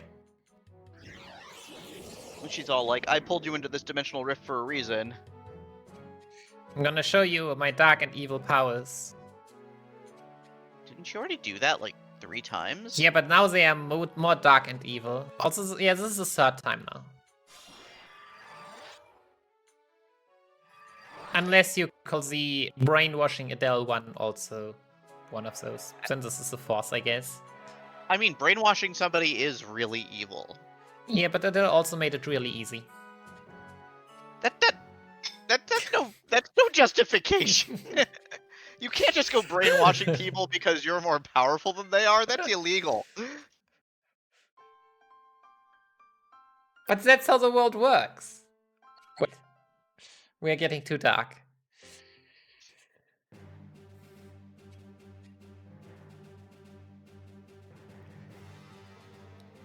But yeah, so this fight is very, very straightforward. Elua has to be almost, depending on which area you step on, new enemies spawn. Sometimes, but Elua is not gonna move from the square she is standing in right now unless you enter her square. So yeah, as long as we don't enter the Elua zone, we're fine. So we will just prepare ourselves in time, since this is a marathon, until we have 3 Seeks that can throw a potion before she gets a turn again. Because... So if you step into her zone and she has not taken any damage, you can manage. If you have hit one potion, but not a second, you are dead. Because she has a move called Chill, which gives all her friends, like, all the good stuff, like all the bad stuff, like slow, and you just will never get to see a turn again. And then Behemoths will punch you in the face a bunch and you'll drop dead. It doesn't even need Behemoths. I mean, one Behemoth definitely dies beforehand. A Lamia spawns once you enter her as well. All of the bad things happen, and you get all of the punched to bad death things. You get punched to death in new and interesting ways. Oh yeah, also there's the traps that they sometimes stand in.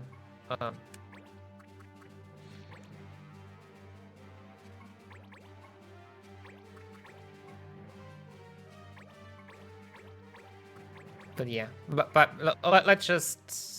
I could have attacked... No, I don't think attacking from the back, especially not the silver bow deals enough damage. Also, we are kind of level 21, while they level...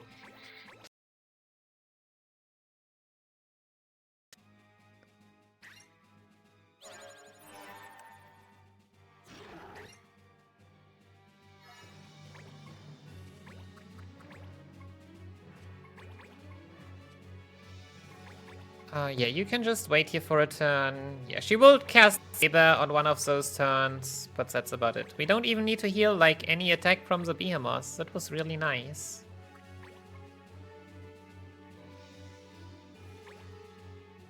Yeah, there's Saber.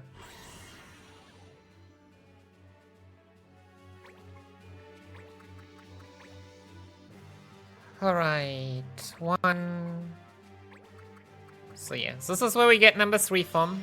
Bless the fairy shoes. I don't know how I did not realize that for the longest time, but yeah. The fairy shoes from over there give us a third character. Which make everything a lot safer. We can position them here, but with movement 4, those in the back row are just there. Kate Zotten, yeah, he just... He is a friendo this time. He's just running around. Have fun. Okay, so this is not the turn where we are running.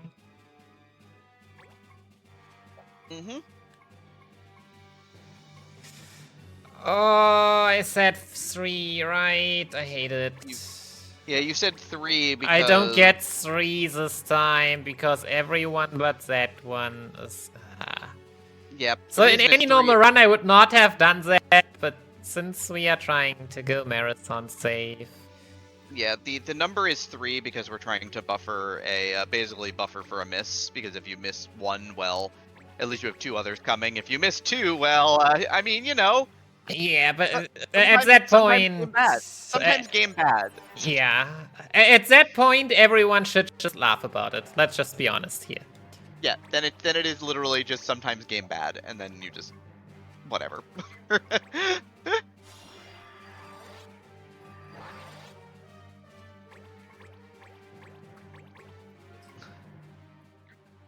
Okay, potion number 2. Right, like... Success. It's 90% if you missed, like 10% missed. Missing twice is 1%. Like, sure. Like, yeah, we're still gonna make sure that there's a safety buffer for it in a marathon, though. Yeah, I mean, at that point, it would even only be 5 minutes time loss. 5, 6. Somewhere. But we're gonna get on to the final fight now. Yeah.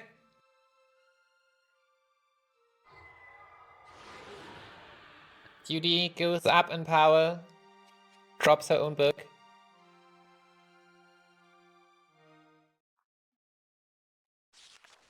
And then her own book opens. And big evil hand being appears. Summoned by the book.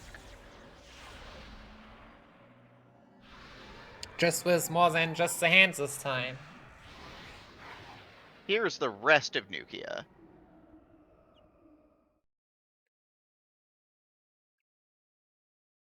It's back, and it's angry. Yep. It consists of 3 parts, and it does confusion. And damage. Lots of damage. Lots of damage. And everything has to be pretty precise, or we're just gonna die horribly.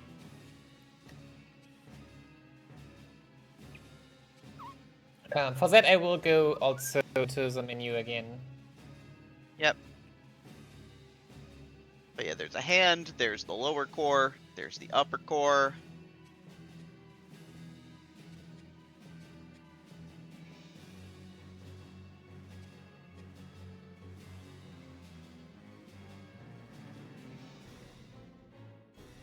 Yeah, the upper core is kind of protected by the lower core.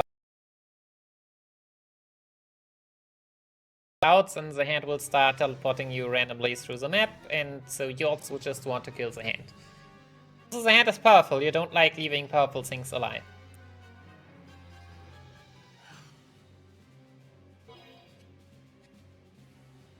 So yeah, reaction abilities are forbidden, which is not really a problem. So yeah, let me just quickly... you know what? We just sort units by speed. Ah, look. Yeah, we'll just give usering. Doesn't really matter. And the slowest one has the fairy shoes still. Okay, you all leave. So you are number 1. You are number 2. You are number 3. Yeah, as the only Berserker, original Berserker recruit, like, the 5th being the slowest is always a thing because the penalty was a bit too big. Alright, so yeah. Turn order. It's good. I mean, it is good in the sense that if we get confused, we have the characters to get rid of the confusion.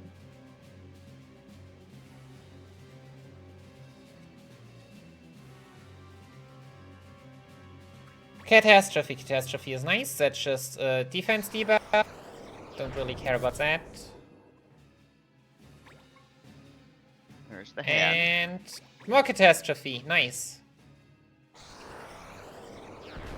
So yeah, those could have both been Apocalypse. Was a chance to confuse AoE. So yeah, you go here. Yeah, huge charge ray. No way to prevent that in any percent unless you want to really YOLO.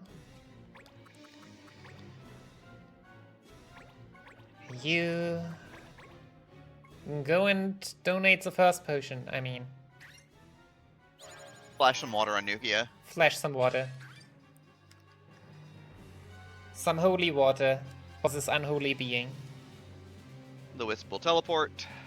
Yeah. The Wisp will start teleporting once it gets a considerable amount of damage, which, I mean, potions are considerable enough. And I'm still not sure if it becomes random at some point, or also depending on the damage, but with what we are doing, it will always go from the middle to the left and then to the right, which is also the reason why hand should kind of be gone, because, I mean... The Wisp is hiding behind that.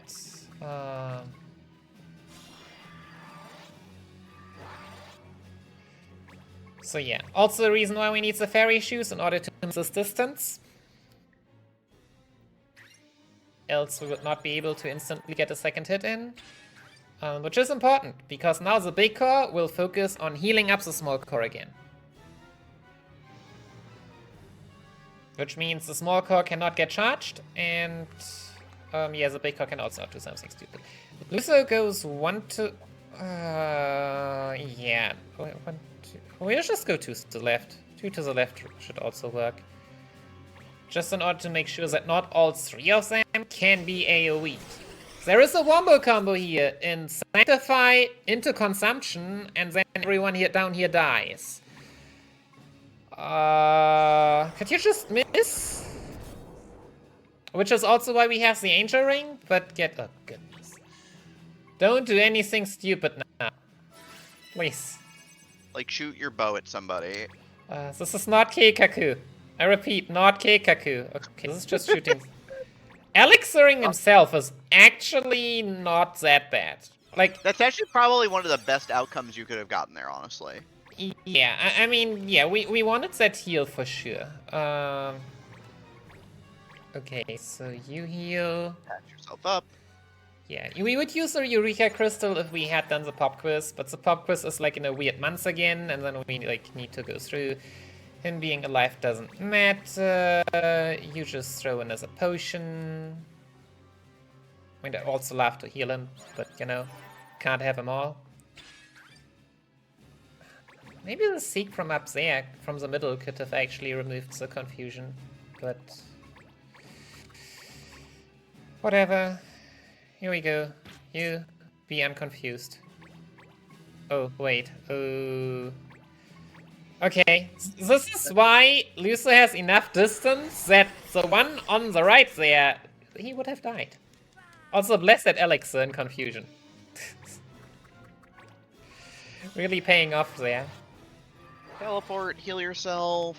Yeah, we want to heal ourselves with the Fairy Shoe Seeks themselves, just for better setup. Yep. Teleport, heal yourself, and then Core goes. Here Core's we gonna have rest array more again. restoration rays. Until like 500 HP or something, the big core will always use restoration ray. Yep.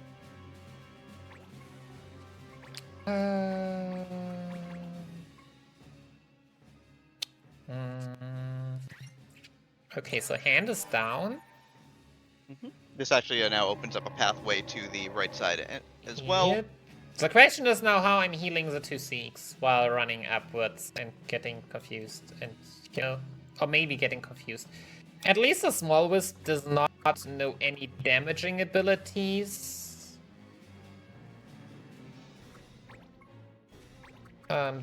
Like direct damaging abilities. You know what? You just heal yourself over here. You're just back up.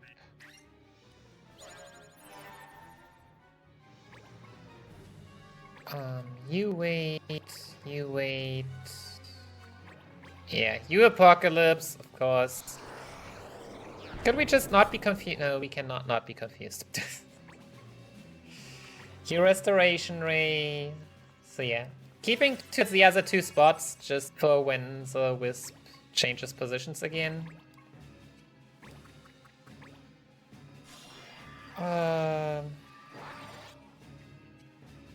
And getting the other in position for what the okay, Catastrophe is always okay. That being said, I cannot care about my confused character again, cause yeah, I'm not sure they get healed again next turn with 498. I don't think so. But yeah, now we can just solve, cause yeah. Stay in Restoration Ray.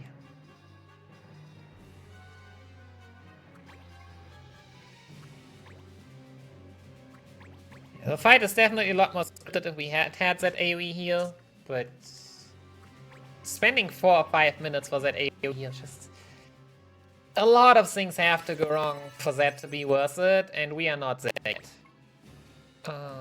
We can wait a turn. You can wait. No.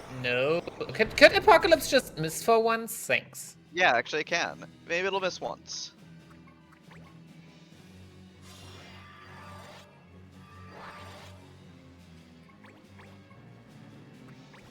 Restoration Ray. Okay, so do I remove confusion or do I heal? Also, you have more than 400 HP again. Go take a hit.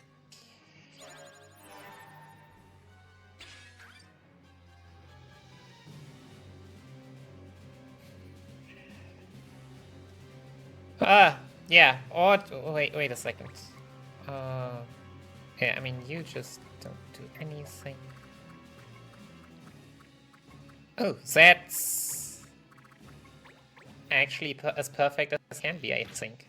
So we remove confusion. And then we move up, and yeah, I think we can just take it down at this point. Okay. I want to believe.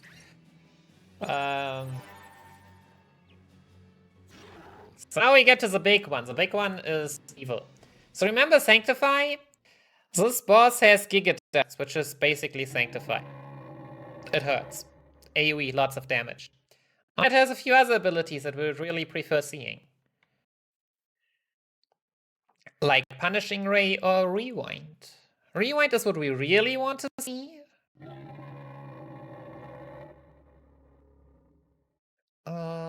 But yeah, first we need to survive Giga Dust, which...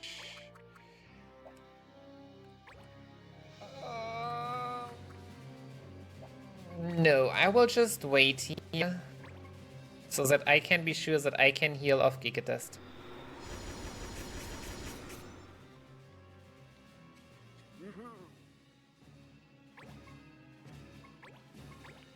Nope, you're gonna heal yourself. You're the most important now that you're in front of Nuke's Yeah, main no, core. the big core usually tends to just spam Giga Dust for a few turns. Somewhere between 0 and 3, I would say. And so you just need to be ready to sit there and heal off. And obviously, if you are to move and heal, then you might just have to take 2 actions from the core before you even get to turn and die. Because 2 Giga Dusts hit you and you don't even know what happened. Oh, there we go. Punishing Ray. That's like Giga Dust on one character. A lot nicer. So yeah, also time is once we have hit the 3rd potion onto the score.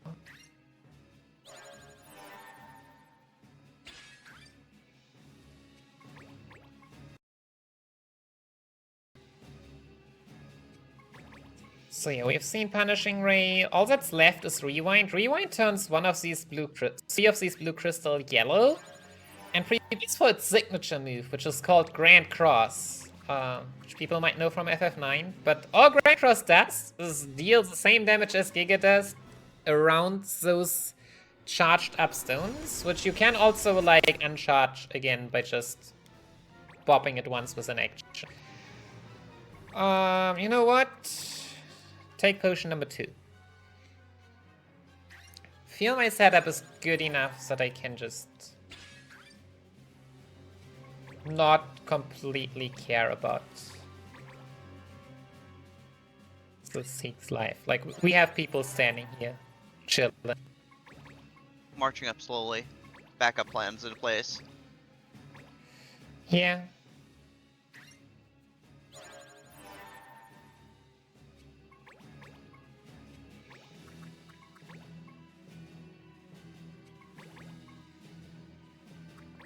And really? Good job. GG.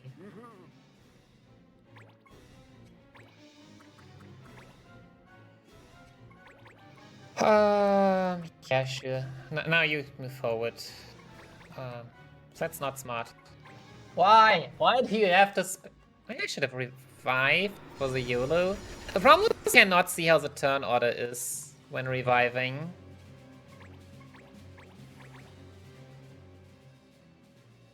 Oh, no, we're fine. We're fine. I mean, we can still miss the X potions, which is why I'm still gonna heal, but... I believe in your ability to hit this X potion. I will definitely not... Oh, never mind. Aha! You are getting a double turn. Why are you getting a double turn? Ah, there we get to see the rewind. So yeah, usually now I would try to bait a Grand Cross by keeping one of the characters around the yellow crystal. But yeah, once that hits, that's time.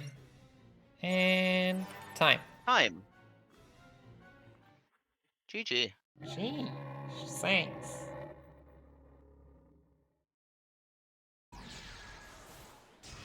Boss was okay. That went pretty well.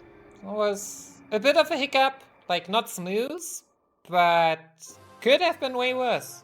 I've seen it way worse. Yeah, absolutely. But yeah. Do you want to know how many frames you saved? A few. A few. If you want to calculate it, be my friend. But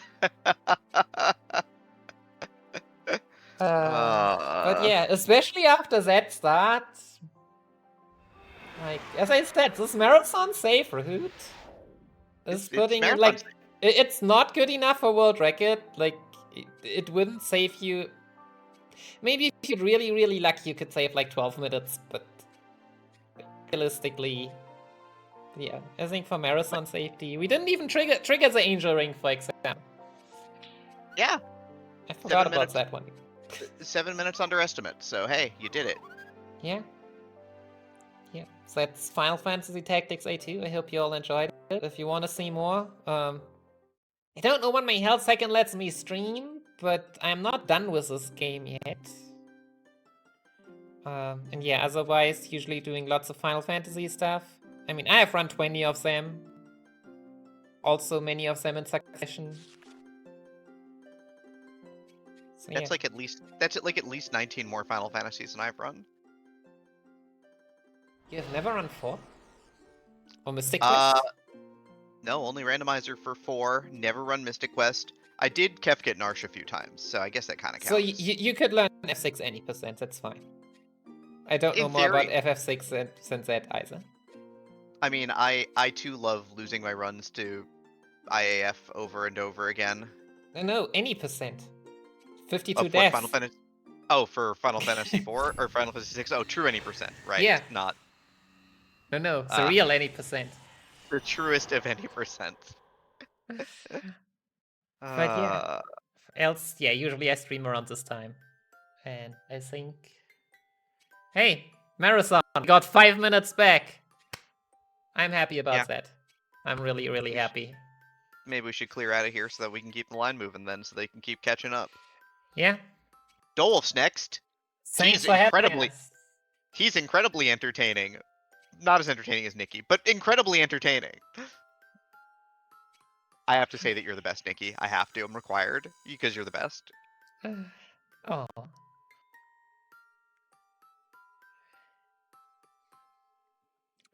Yeah. Couldn't be that great if you weren't there. No.